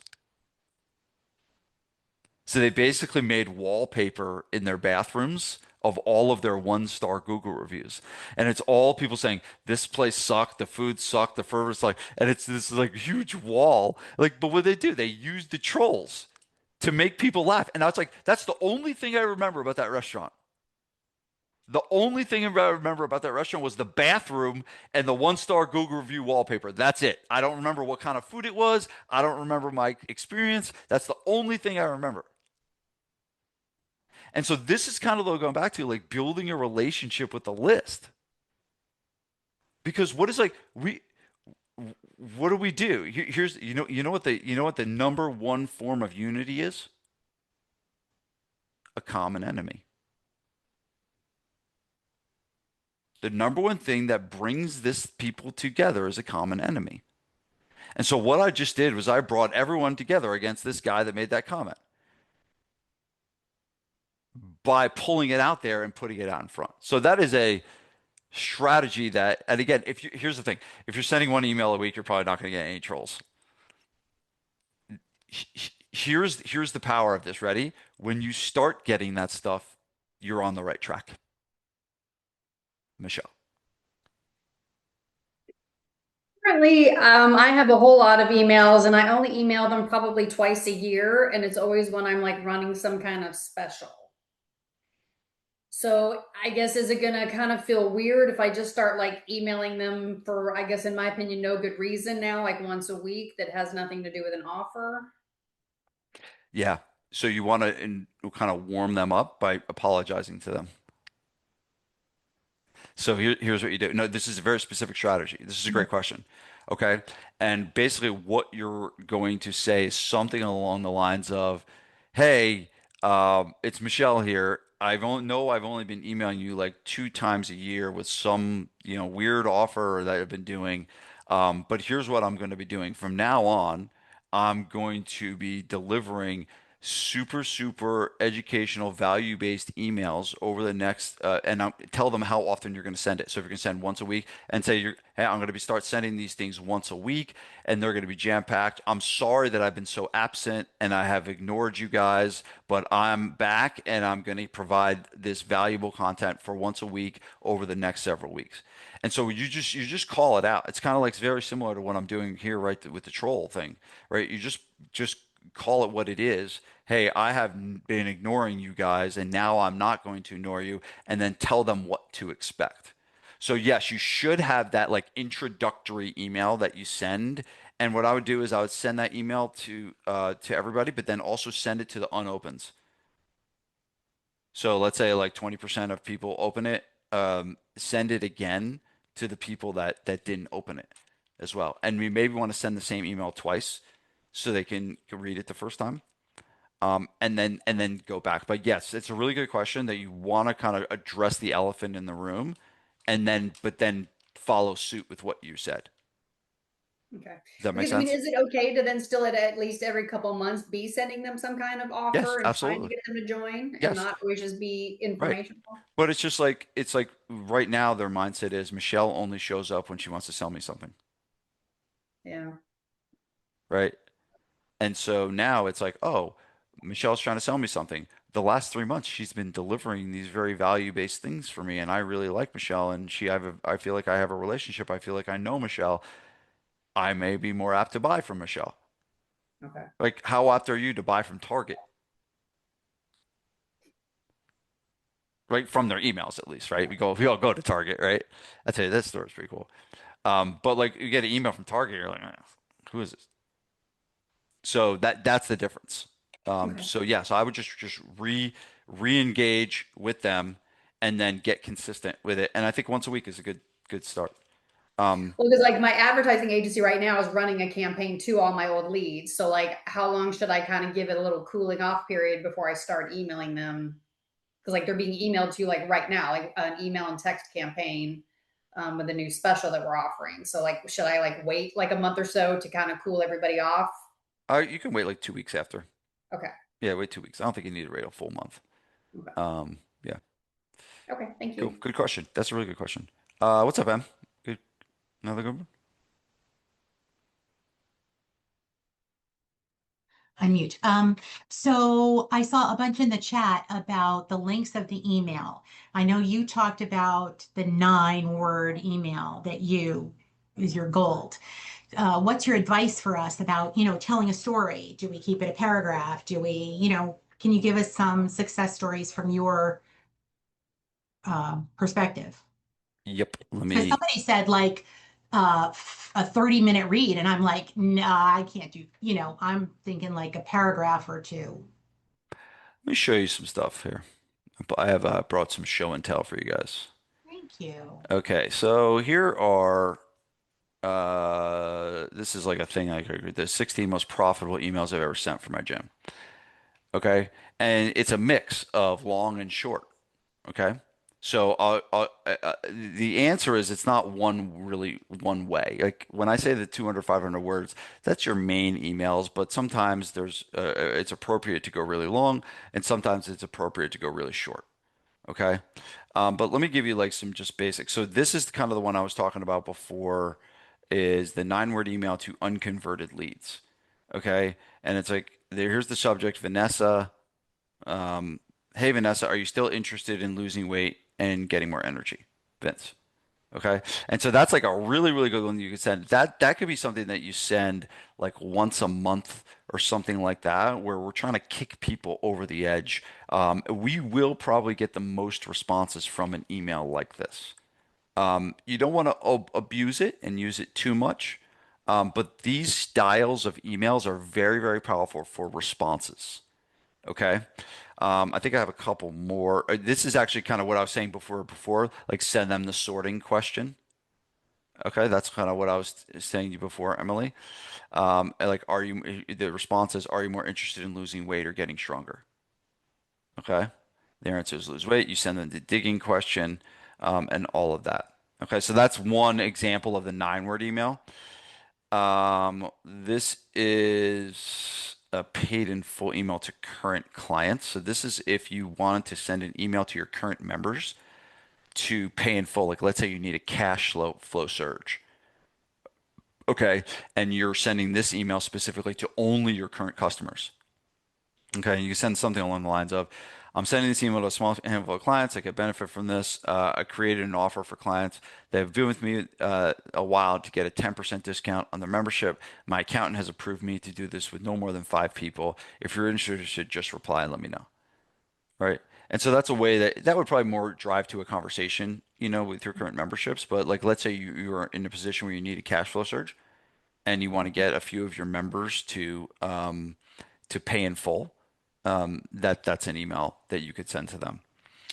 I want to get to the ones that is the long one. Oh, here it is. Okay. So, this is a great strategy for reactivation. Okay, for reactivation. So how do I get a past client back? Okay. Now I want you to think about like who is a person in your world that, hey, you kind of left or they kind of left and you almost feel like, hey, I really wish that person would come back because I feel like we could have done it differently with them. I feel like if I was a little tougher on them or I was held them more accountable or I gave them the right guidance for food, like I know that that person would come back. Like just think about one person, right? And so I created this concept. So I am a failed Brazilian Jiu-Jitsu guy, right? That's like I've failed, I think, 3 different times at Brazilian Jiu-Jitsu. And I often think about like what would the school that I went to need to say to me to come back? And I basically created this narrative, okay? And you can take this and just kind of roll it into, but here it is. Um, and this is an email from my jujitsu coach to me. Now, it's from me, right? It's what I would say to myself if I wanted to get myself back. Does everyone follow me? Yes. Okay. So, hey, Vincent Sensei, I know you've not been training for over a year and wanted to touch base. I'm aware that BJJ is tough on the body, especially guys like you in their 40s that used to play sports. Okay? Many times past injuries get in the way. I get it. I'd like to I'd like to propose you to come back and give it another shot, but under different circumstances.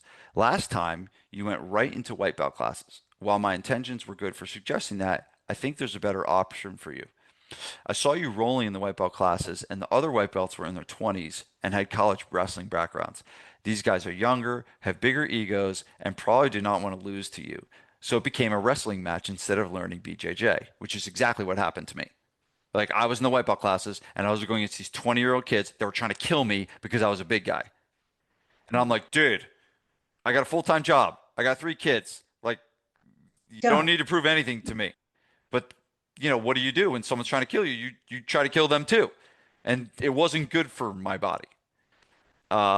This is not the right environment for you to stick with BJJ for the long haul. I take full responsibility for this. So now I'm calling out what I did wrong. Like what didn't I do? And I'm basically taking ownership over I'm not saying he failed. I'm saying I failed. And I could have done it differently. Okay, here's a better route that I think will be super helpful. First, I'd like you to start with 10 private lessons with me. This will get the basics down and allow you to learn everything with minimal stress on your body. Second, instead of white belt classes, I'd like you to come to the all belt classes. Yes, you'll be going against higher black belts like black belts and brown belts, but they know how to help you better than a white belt can.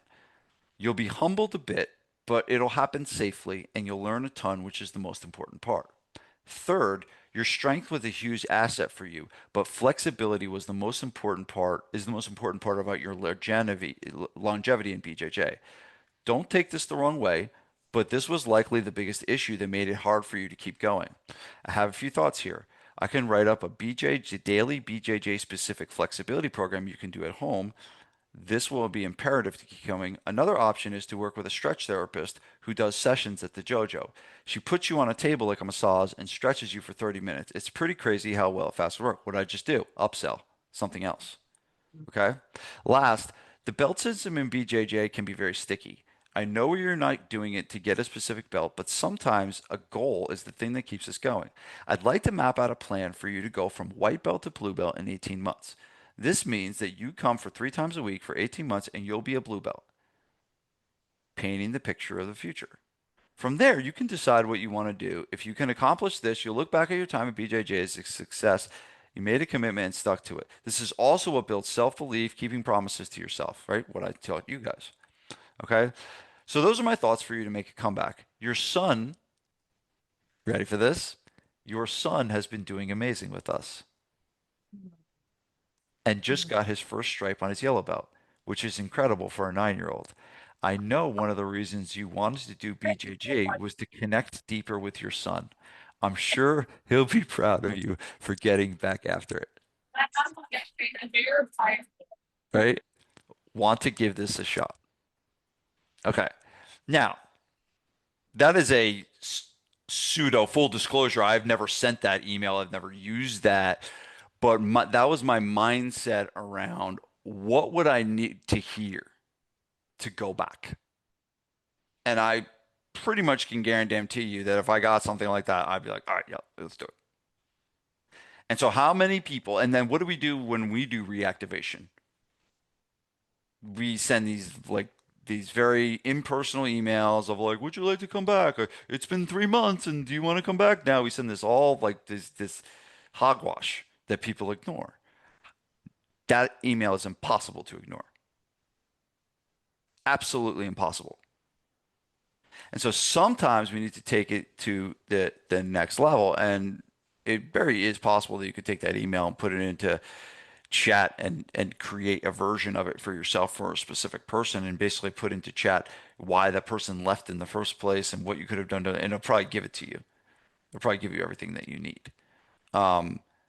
So it's basically thinking about some of this stuff in a little different. And I think reactivation and getting past members back is a one of my favorite quotes that I learned this year is um, uh, an ounce of personalization is worth a pound of automation.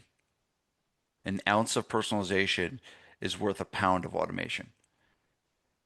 And so, yeah, we want to automate stuff. Yeah, we should. I'm not saying you shouldn't do that, but man, you get a personal email like that, that's fire. That's power.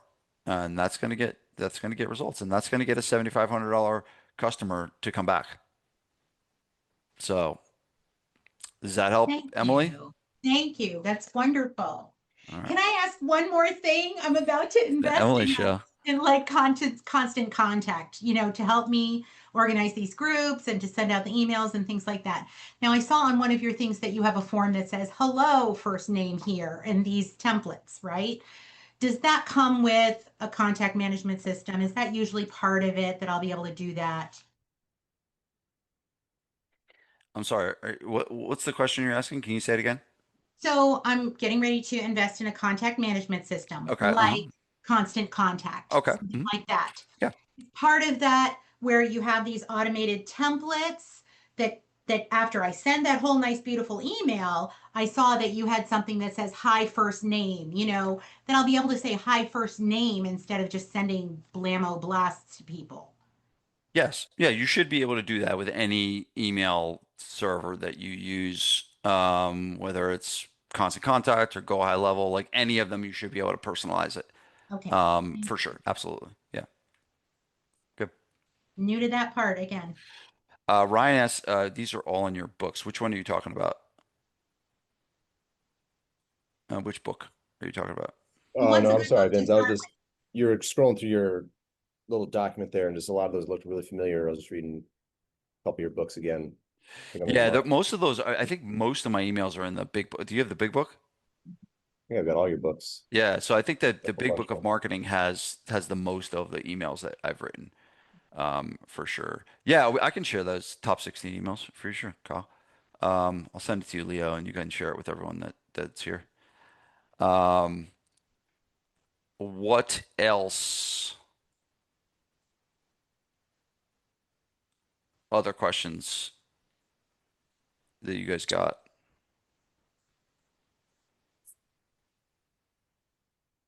Yeah, I can send the doc, no problem. Um, that's easy. Let me share a couple more with you guys.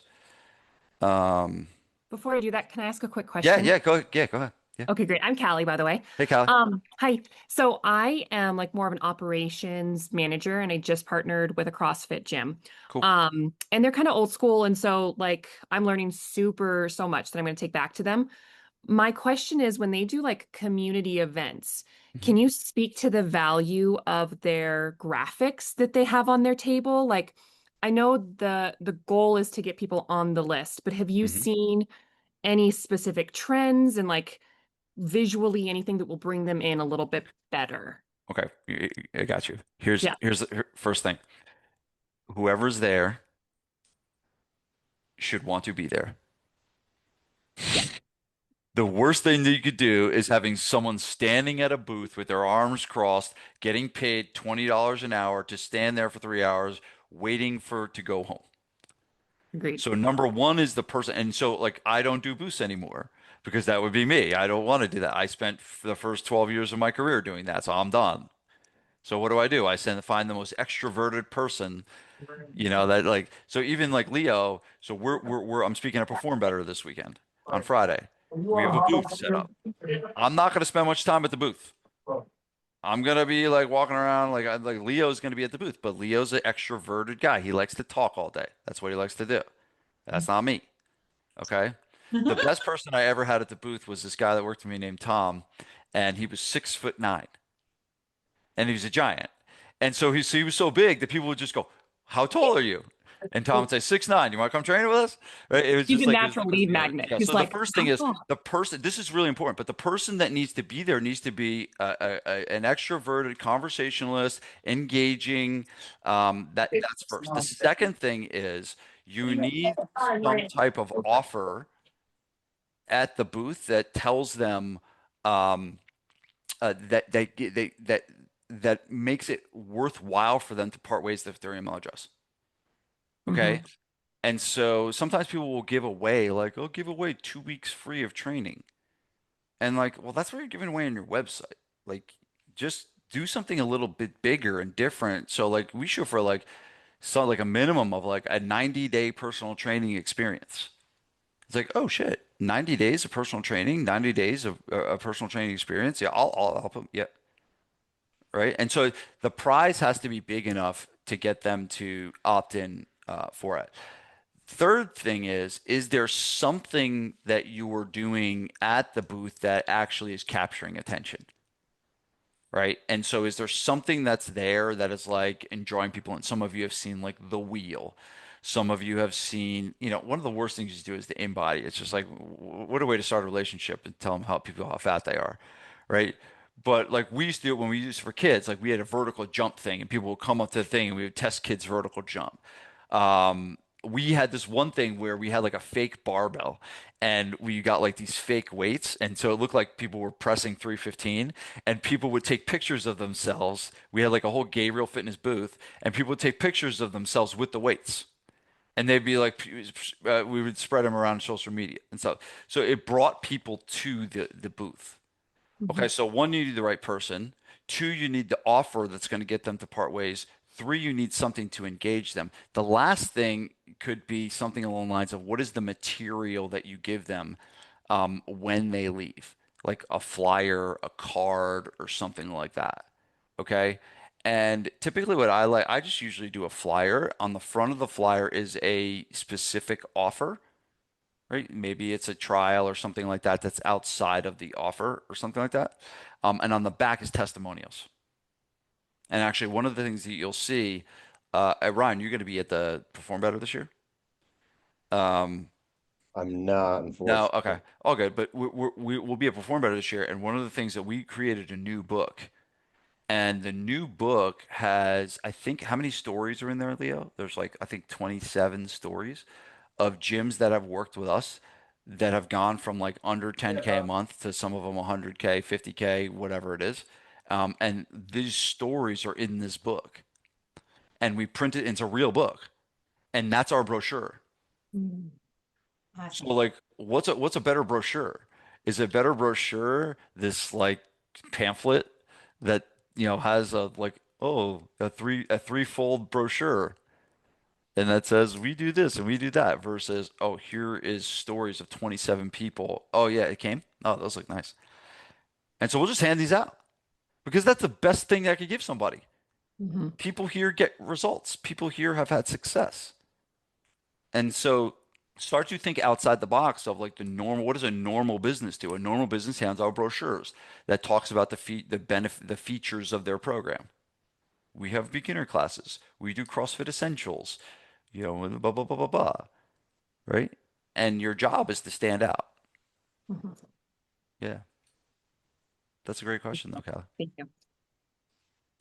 Could you clarify that offer at the booth that gets you to part ways with, was it something you're selling at the booth? No, I don't usually sell stuff at the booth. I think it's we do sell books at our booth, but most of the time we're not. But it's just got to be something good enough that people will be like, "Whoa, okay, I'll put my name in for that." Oh, okay. But if it's like what I was saying before, if it's like 2 weeks of training, it's just like, I can get that anywhere. But if it's like something like 6 months or 3 months or something like that, it's like a big enough oomph. Um, they'll do it. Okay, so it's got to be attractive enough to get people to opt Okay. in.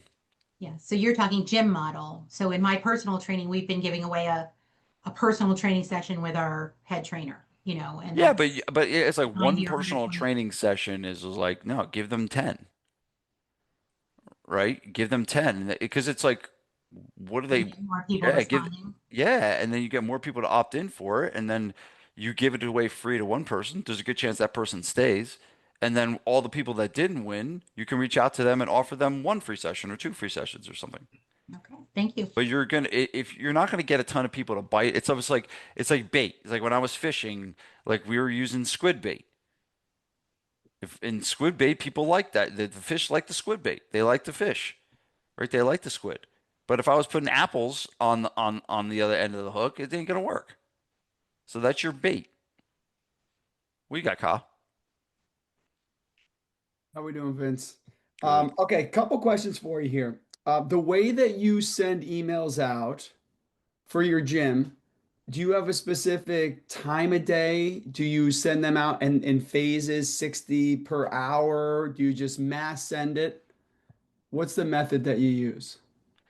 So I think if you're, it kind of, here's the hard part. It really does depend. We dabble in different send times all the time. Okay. Okay.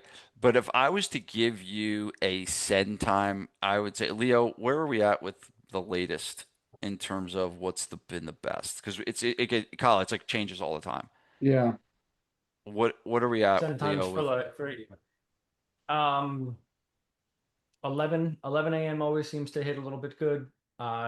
But I alternate on the days. Like every day I've been changing it up for our emails, and after 4:30 has been crushing like Thursdays. So like it really depends, but I can put something together with all the emails that we send Vince and kind of get the times and see which ones will actually have the Yeah, best I think open the rates. short answer is 11 a.m., 4:30 p.m. Test those, right? And then see Okay. where it goes from there. I do know for us at GFP, Sunday night tends to work well too. Like an email on Sunday at night where people are kind of like getting back into the groove of the week and they're I think Sunday night's good. Saturday is always a ghost town. Saturday is the worst day to send. But I think yeah, 11 a.m., 4:30 p.m. Uh, are two solid times for emails. In terms of 7 p.m. yeah, in terms Monday. of that, and kind of refers back to what I was saying before about email jail. For the longest time, we just sent to the whole list and we sent them all. But we've gotten put in email jail before, but just because we've sent so many emails in so many years and stuff like that.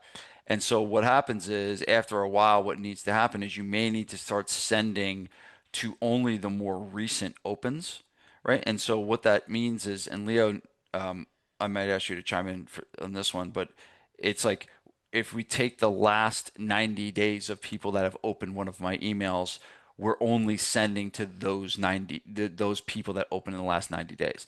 And that tends to keep your deliverability really solid and high, keeps you out of email jail. Um, we did that for a temporary period of time. I think now we've gone back to sending to the full list. But there are periods of time where yes, you need to kind of not just send to everybody, but pick the people that are the most engaged and only send to those people. Hmm. Okay. And what email service do you use? Is it Go High Level or is there another one that you use? So we use Go High Level for the gym. Yeah. But we use my list is massive. I think it's like there's 25,000 emails on my list. So it's just a way bigger like lift for that one. So we Mm. use ConvertKit is it called? It's Leo? Kit now. They changed their name.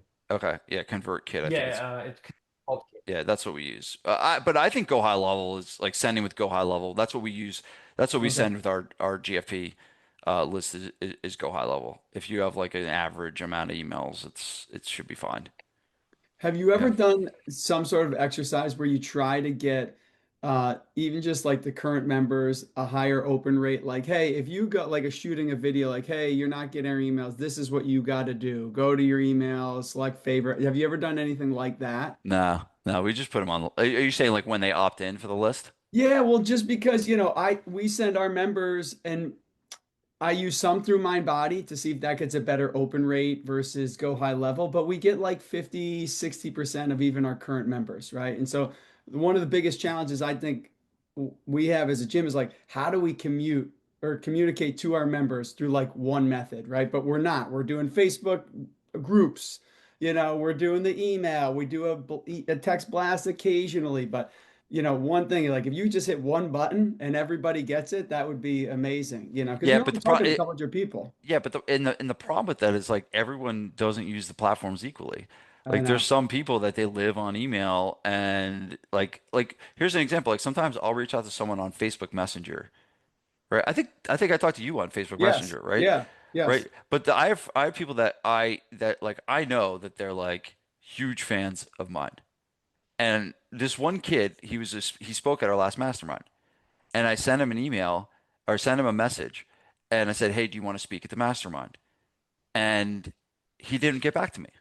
I was like, "Who the fuck does this kid think he is? Like, you don't get back to me." He's like, "Do you know who I am?" No, I'm just kidding. Right? But he didn't get back to me. And then all of a sudden I get an email from Mel. And Mel asked me, "Hey, Dustin was wondering if you still wanted to speak at the mastermind." And I was like, I sent him a message on Facebook Messenger and I asked him and he didn't get back to me and I got all pissed about it. Yeah. Right? But he just doesn't check that Yeah. email. He wanted to do it right away and he came and he did it and it was amazing. Yeah. Right? But it wasn't that he was ignoring me, it's just that he doesn't go to that channel very often. So I True. do think it True. is, I know it's easier, Kyle. Yeah. It's easier, but sometimes the best thing to do is to spread it across multiple. The one thing we do with our email for our current members is we send, I got this from Tim Ferriss. Tim Ferriss sends out an email every Friday called 5 Bullet Friday. And it's pretty cool. It's actually like his thing that he's interested in. He's like, the book I'm reading right now, the Yeah. podcast I'm listening to, and he just like, and we take a version of that. We call it 4 Bullet Friday, right? And we just basically send that to our current members, and that's the one email that our current members get a week is like a content-based thing, and there's always a call to action for a referral in that email. So we call it our referral-based email to our current members, and only our current membership gets that. And it's like things that like Mike writes it for us, but he'll talk about like what's the latest research through the thing, like things that we normally wouldn't put out for content, like specialized type of stuff. So that we found that that's a good one for current members, Cool. the 4 Bullet Friday. And people like love it. They tune into it every week, and it's not like overwhelming because they're not getting like a ton of different emails from us. And again, that's where you have to decide, Kyle, like, do you want to take your current members off the list so they get Mhm. less emails from you? Yeah, I feel like I try to use a different list. I'll hit this to the current Yep. members. And what, it's like, how many emails do you write a week? And so I kind of take a story and I might, like, we're promoting Strength Essentials right now, which is a small group personal training. I try to upsell current members. Then I try to send that to past members and slightly tweak the story to make it more relevant to them. So maybe I'm not sending 3 different emails all week to all the different lists, but I'm probably sending at least one to the various Yeah. lists a week, I guess. Yep. Yep. Cool. So I could probably Yeah. up it a little bit. Yeah. Thank you, Yeah. though. You got Appreciate it, it. man. Good job. Good stuff. All right. Well, I have a few of you still on. I do also, I am sharing with you guys, I am doing a full day email workshop, and that is on September 11th. And one of the things I'm doing is on September 11th is it's going to be virtual. It's going to be a hybrid. So it's a hybrid. Um, some people will be coming to my office to sit in it with me. Some people will be doing virtual. So you can do either one. But basically, we're just going to be doing like a deep dive into this, a lot of the stuff that we talked about today. But the second thing I'm doing is I'm bringing in a few different experts. One of the guys I'm bringing in is a guy named Joey Persia, and Joey is like an email deliverability expert. So he'll do a whole hour on getting more of your emails to get opened from a tech perspective. And then I have another guy that's a guest speaker named Doberman Dan. And Dan is he's probably one of the most legendary marketers that's ever lived. Like you may not know because he's somewhere like an old school guy. But he's a big talk to write. So a lot of times what we do is we can't sit down to write. And but he's a big talk to write guy. So what he's going to teach you guys is a strategy of how you can talk into your phone and create really good content from the things that you say into your phone. So he's going to do that. Um, what else? I have a couple different, let me just share the screen. I'll find it. Um, where is it? Um, Here it is. Okay. Oh, so check this out. Let's see if we can hear this.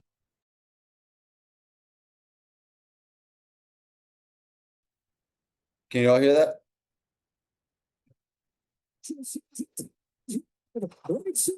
No? Can you hear that? No, it's very faint. It's choppy. Leo, they can't hear it? And now I can barely hear it now. Shit. All right. So anyway, but what this is this is let me stop it here. So what that is this was a video of some of the most exciting grand slams. And what I think what happens with email is we want to hit a grand slam. and we get frustrated because we sent one email and we think we should get 100 different customers from this one email.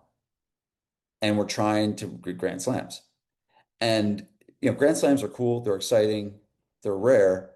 Um, and there's a lot of times someone can have a really good career and not hit any grand slams at all. And if you think about it, like what has to happen for a grand slam to occur? You gotta get a single, then someone's gotta get another single, and then three people need to get on base. So you have to do the basics to be able to hit the grand slams, right? And there's two ways wealth is created. One is we get a big payday all at once. We sell our business, do so we have a big exit or something like that. But my belief is the real money is made in this modest process that has more to do with doing the unglamorous things of sitting down and writing three emails, right? Day in and day out, and sitting down and doing the work and allowing the compounding effect to take place. And that's really what the power of this email marketing game is the power of the compounding of doing this consistently and not waiting for this grand slam and getting frustrated that this didn't happen, but really just buying into the process, right? And so one of the biggest questions I get is what the heck should I be doing with my time? What am I doing all day? What are the things I should be doing? And here's the answer to the question. You ready? Do stuff today that will create a greater and better tomorrow. And the best use of your time, okay, the best use of your time is spending it on high leverage activity.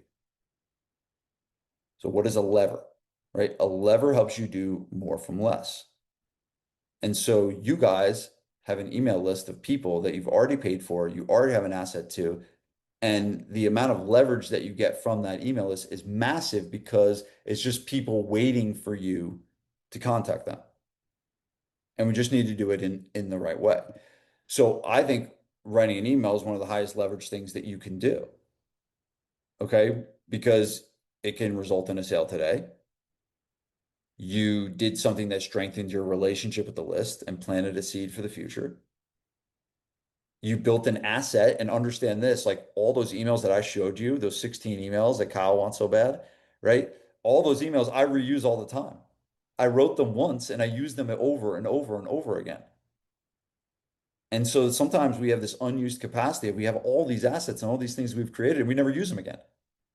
You write one good email, that can be used every quarter. You know how many times I've sent the exact same email to all of you and none of you noticed? Not one of you. Maybe a super fan like Kyle notices. He may Vince sent this email 3 months ago. Kyle, but no one else I'm not a noticed. troll. I wouldn't go back though. I'd be like, hey, that was missing. Right? Um, you wrote something that could be transferred into something else. You wrote an email that could be transferred into a blog post, a video script, a book. I talked about my mindset book. And the last thing is every time you write an email, you are practicing marketing. You're practicing it. How do you get better at something? How do you get better at marketing? You practice it, you do it. I don't know of a better way to do it on a regular basis than to sit down, think about your market, write something that adds value to their lives. I don't know of anything that's better. So that's it. I talked about you get benefit now. It's the biggest marketing shift now. If you can start thinking about shifting your mind when you're writing your emails to those four words, you get benefit now, things will start to change. Okay, why don't we people, like bothering people? It takes too long to do perfectionism. I know people that have spent 3 hours writing one email. Like, come on, dude. We're being trying to be perfect here. Unrealistic expectations. I think that's a big one. That's kind of why I talked with the Grand Slam thing. It's like you have unrealistic expectations about this. It's like, no, like if you got one customer a month from email, $7,500 times 12 is a lot of money. Like, what are your expectations with this? Are you expecting to get 700 new customers a month from your email? Like, you're just not going to happen. Okay. Not knowing what to say right about, we talked about that. And then fear of unsubscribes or criticism, as we talked about, right? And special thanks to my friend. I forget his name now. All right, but special thanks to my friend for giving me another piece of things to talk about. But it perfect, it segued perfect into the lesson of trolls. It was perfect. It was the perfect thing that could have happened, right? So use it. So my mastermind is called the SPF Mastermind. It's basically SPF stands for simple, profitable, and fun. And that's what I want to help you get with email. It's like I want this email process to be simple, profitable, and fun. Is that you can actually write emails that are easy because you have a system that makes it easier and reduces complexity, that you're more profitable because more people buy from your emails, and that you actually enjoy sitting down. That's like one of the best things I could give you is the enjoyment of sitting down. And people know around here, if I'm sitting at my table and all of a sudden they walk by and I have this shit-eating grin on my face, like I'm writing something funny. I'm writing something good. And when you start doing that, when you start writing your emails and you start smiling to yourself, you're like, I can't believe I just wrote that. Like that is when you start having fun with this thing. Like this can get really fun and really cool. So here's the workshop I'm doing. It's how to make $865.38 per hour writing emails, even if you flunked English, barely cracked 9, 10 in your SATs, or your guidance counselors laughed when you asked about college. It's going to be right. And so what is that? Like, what's my title? That's copy, right? That's writing. It's an interesting title, or should I just stop here? Should I stop here? The email marketing workshop? Or should I do that? And you guys know what's better. And I want to teach you the skill set to be able to write shit like that. Right? Um, I said this before, you can't make good chicken salad from chicken shit. Um, this is a quote from one of our customers that used the testimonial that I gave to you guys. You guys have this. But he basically said he used an email for the generator and went out and he got 3 consults in an hour from the email that produced. I mean, it takes 4 minutes to create an email with this thing. It's pretty cool that you guys have access to now. Um, these are the people I've learned from, some of the best email marketers in the world. I've learned directly from each one of these guys. Dean Jackson, Dan Kennedy, Matt Fury, Joey Persia, and Ben Settle. I don't know if you know any of these guys, but these are all like the kings of email marketing. I know each of these personally. I've done personal coaching programs with all of them, and they're the ones that have taught me most of the stuff that I know. For the workshop, I've gone into my notebooks that I've learned from all these guys, and I'm pulling out all the stops and teaching you guys over a full day what you need to know. Here's what you walk away with: how to write emails that people love to read and want to buy from in less than 20 minutes. That's my goal. That I'm going to teach you a process of how to write emails that people love to read and want to buy from in less than 20 minutes. Two, how to get a steady flow of fresh new email addresses to grow your list. We talked about some of them today. We'll go way deeper on it. New way to write killer subject lines. A email doesn't get opened without a good subject line. So we'll talk about that. The proper way to use AI with email so it doesn't sound like everyone else is offending smart people who know you're lazy and just use ChatGPT. And then how to make it a habit so the money never stops. I told you Joey was going to do the email delivery thing. Here's just some of the resources you'll get. The 4 work week email template, 60-day onboarding process sequence for new clients, my joint venture and reactivation swipe file, a newspaper swipe file, a walk while you talk formula, and my gun to your head email swipe. The gun to your head email swipe file is what are the emails I would write if I had a gun to my head and if you said, Vince, if you don't get a customer in the next 30 days from these emails, we're gonna pull the trigger and you're gonna die. You'll get that swipe file as well. Check this out. This is get serious now. All right. So this is a post from one of my friends. I can't believe I actually have to say this online, but if you see a woman married, you should definitely not be flirting with her at church ever, but especially inside the church. We were at the church this morning and this dude in front of us kept eyeballing Kathy. That's his wife. I get it. She's gorgeous and hard to take your eyes off her. So I tried to play it cool and show my guy my wedding ring and then pointed to Kathy. Nothing. No change in his behavior.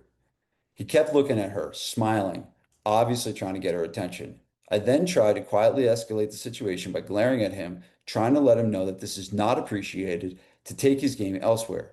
Then he started to increase the level of flirtation he was giving Kathy, even raising his eyebrows at her and giving her a little smile.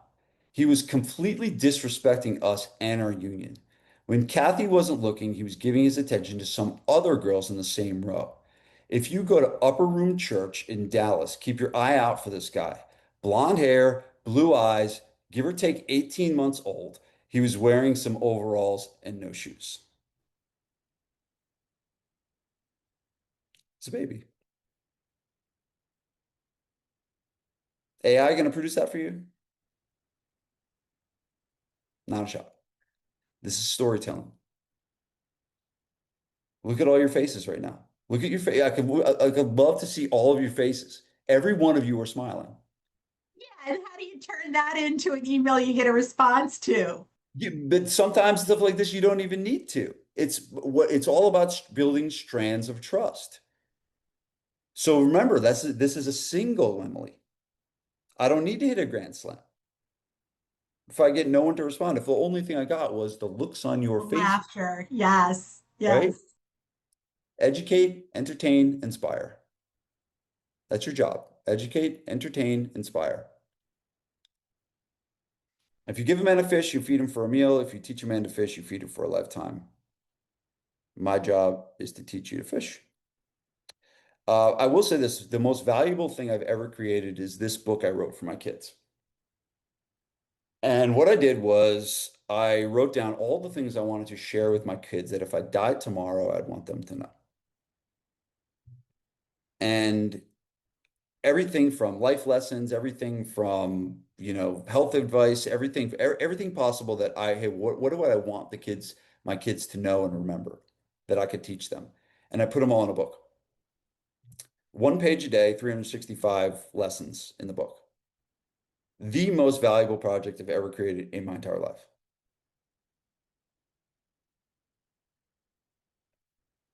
This does not happen without me consistently writing emails. I'm not able to put together something like this without the consistency muscle that I've built over the last 2 decades. And so, if nothing else, you learn a skill set to be able to create assets that can bring way more meaning to your life than more money. So, we're doing it on 9/11 because I believe that email can help you have more freedom. That if all of a sudden you can get better at this skill, I mean, if you look at myself, it started at the gym, but it's now brought into a whole nother company and a whole nother business that I've been able to create because of this. So you never know what's going to happen. Kyle, you don't know how long you're going to be running this gym for, right? What is the next venture in your life? Maybe you all of a sudden you take over an ice cream store. You still need to understand marketing. You still need to, so this skill is like a lifetime skill that provides freedom. The amount of freedom I have in my life from learning to write words that sell is immense. It's absolutely immense. It's something that I'm so grateful for every day. But it's a skill set. It's a skill set that needs to be learned and a skill set that needs to be grown. Okay. I'm also going to be donating anyone that buys. I'm donating 25% of the sales for all of this will go to the Tunnel to Towers Foundation. It's a pretty cool foundation where they actually do this run. This guy, Steven Siller, he passed away in 9/11, but he ran from like the Battery Park Tunnel to the towers and then passed away. And so it's a cool thing to do this big race every year. So I'm doing it, whatever you pay for this, 25% will go to the to that. Um, it's Friday, September 11th. You can either come to my gym and sit with me live and do it, or you can do it over Zoom. The investment is 3 installments of $399. That's what it is. And I think, Leo, there's a 6 pay option if you want to spread it over 6 pay. I think the 6 pay Yeah. option is 250 per Yeah. per payment. So you can pay over 6 months if you want. I don't know if that's live, so don't do that. But Leo put a link in the chat for you guys. It's there. Yeah, so link is in the chat. So if you want to join me, and spend a full day working on email, that'd be great. I already have a bunch of people from my current group already signed up for it. So don't worry, I won't be sitting there by myself. We already have a bunch of people already coming to it. And the cool thing was a lot of my advanced guys are coming. A lot of guys that have been doing email for a long time will be coming to this. So there'll Where be, are if you? anything, it'll be a good networking opportunity to go and get around some pretty high level gym owners as well. Where are you located? I'm in New Jersey. Jersey. Yeah, Berkeley Heights, New Jersey. So yeah, if you want to come sit with me for a day, you could do that. If you want to do it Zoom virtually too, if you don't want to do it at all, you can take hopefully some of the stuff you learned today and go implement it. Um, Callie, thank you. Appreciate that. My friend, what is his name again? What's his name again? All right, what are we doing? We're John. John? Yeah, I hope John watches the replay and John, if you're there, don't say stupid shit again. No,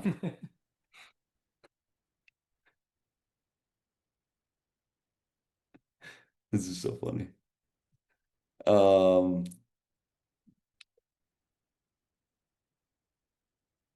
you want to hear a funny, weird story like people that you, so we, every once in a while, someone will come to our mastermind and we'll ask them to leave in the first like 3 days because they'll just be like a weirdo.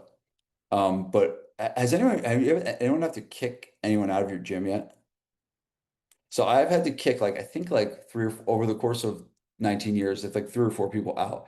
So this funny story. So this guy, he was like a good client. He was one of our top spenders. He was spending like over $1,000 a month at our gym every month. So he's one of our biggest spenders.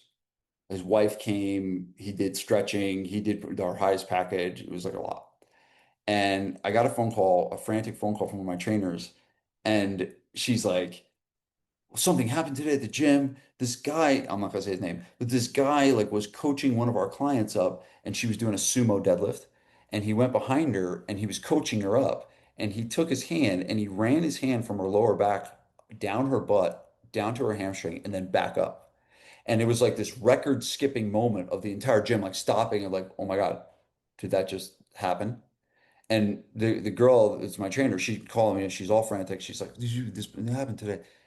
And I end up calling them and I'm being like, hey, I'm sorry, but that happened and you can't become a client. And I fired him, right? And I told you guys I moved into my new house in 2020 and I walked out my front door and I looked at my neighbor across the street and this guy is walking out. He's my cross the street neighbor. And so like every day I see this guy every day. And I don't know who was more embarrassed, me or him. I think I don't know. I don't know what it is, but like it's funny the things that you experience with interesting people, aka trolls that come on your Zoom call and say weird things, that when you're going to get to the good stuff. So I think it's like 60 to 1, right? I think 60 to 1, 60 people got something. Maybe this wasn't the best thing you've ever been to in your entire life, but maybe you got something. 60 people got it. One. Here's the thing you got to remind yourself of. Who are you going to focus on? You're going to focus on the 60 or you're going to focus on the one? You're going to focus on the one person that canceled or the 250 people that you still got in your gym? And I think it's kind of an important thing. I think it's an important thing. What do we do? Do you focus more on what you have or do you focus more on what you don't have? Most of the time we focus on what we don't have.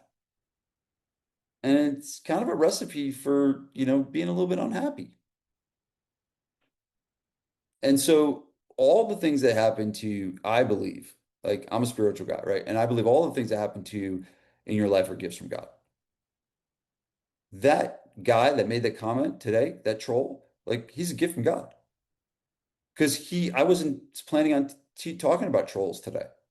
And it brought out a really good and important lesson that maybe when one of you gets your first hate email back saying, Ryan, you're a D-bag, stop emailing me. And all of a sudden, Ryan has to go to a therapy session because someone responded to his email and he's all sad about it. Now he can remember that I can take that ammo, I can use it, turn it around, and create something from it. and get energized by it. So I got more energized after that guy put that comment in on this call. I was like medium E coming in, and I got like high E after that. And so that's the key is like, can you take the things that happen to you that are negative and how do you flip it and flip it to your advantage? So that's all I got for you guys today. I do have to go because I have a tooth. Oh, Emily's clapping for me. Thank you, Emily. You're so funny. I appreciate you here today. Um, yes. I have to tell you one thing. I was not on any of your email lists. So let's talk about AI because I was trying to convince Bob, who's not here to defend himself. Bob, you have to spend money to make money, and I want constant contacting. I want that 300 and whatever dollars because I have all these leads and I need to do da da da da da da da da da. And I started talking about him that to him, and my phone heard that and sent you to me on a Facebook ad. Algorithm's working. There you go. Very, very cool. I like it. Very good. Well, thanks for coming, everybody. This was fun. I love talking email. Again, take one. There should be when you go to stuff like this. It's like you can take everything that I said and be able to use it now. Like, but is there like one thing that you got from it? Maybe it's the consistency commitment. Maybe it's just like I'm committing to twice a week. Right? Or maybe it's just like the clarity on how long the email should be or the whatever it is. Or just take like one thing and run with it. That's like, when I teach my guys when they go to seminars and workshops and stuff like that, I say go with the intent of learning one really good thing and taking action on it and doing it. And you'll get way more out of that about being frustrated about you have all this stuff that you could do that you didn't. So just go find one thing. Hi, honey. Go find one thing and go take action on it. This is my wife, Vanessa. Say hi, honey. Oh, hi. Prettiest girl in the world. Look at that. Too nice. Look at that. Beautiful she is. All right. Here's one more thing. This may not be relative to you guys, but this is we have a booth at Perform Better coming up this weekend on Friday. And so we have a booth, we're giving something away, we're selling stuff, but I'm also passing out these flyers that we created. And these flyers are for people to come to my talk. So I'm promoting people coming to my talk. Because if they come to my talk, there's a better chance that they'll do business with us. And then on the back, we're giving them an opportunity to get a free consulting thing. So hot seat, similar to what I did with you, Ryan, back at the last Perform Better. I sit down and we talk for like a half hour, right? All right. And I'll do that with other people and get in the hot seat and do stuff like that. But just another thing, I know we were talking about booths before and like what are the things that you do to add value. So if you're ever doing like a speaking engagement and you have a booth, you could do something like that to get people to come to yours. So I'll just give Vince, if I could just steal you for a second here. Vince is pretty casual, guys, but I haven't bought from him yet, so I fall into that 50% category. But I've consumed pretty much every piece of content he's put out on his fitness business university over Spotify and all of his books. And I'm even attending this, but he has an absolute treasure chest of value. So if you guys haven't read his books, if you guys aren't attending any of his seminars or listening to anything, like listen to it. It is invaluable. Absolutely. Thanks, brother. I appreciate that very much. Thank you so much. Grateful for that. And yeah, this was fun. I enjoyed it. Great questions. Emily, you get the star of the show, the best questions, the most questions. But appreciate you guys. And hopefully I will see you on another one of these. We're doing one next month. So we'll be back next month and doing these. All right. Appreciate everybody. See you soon.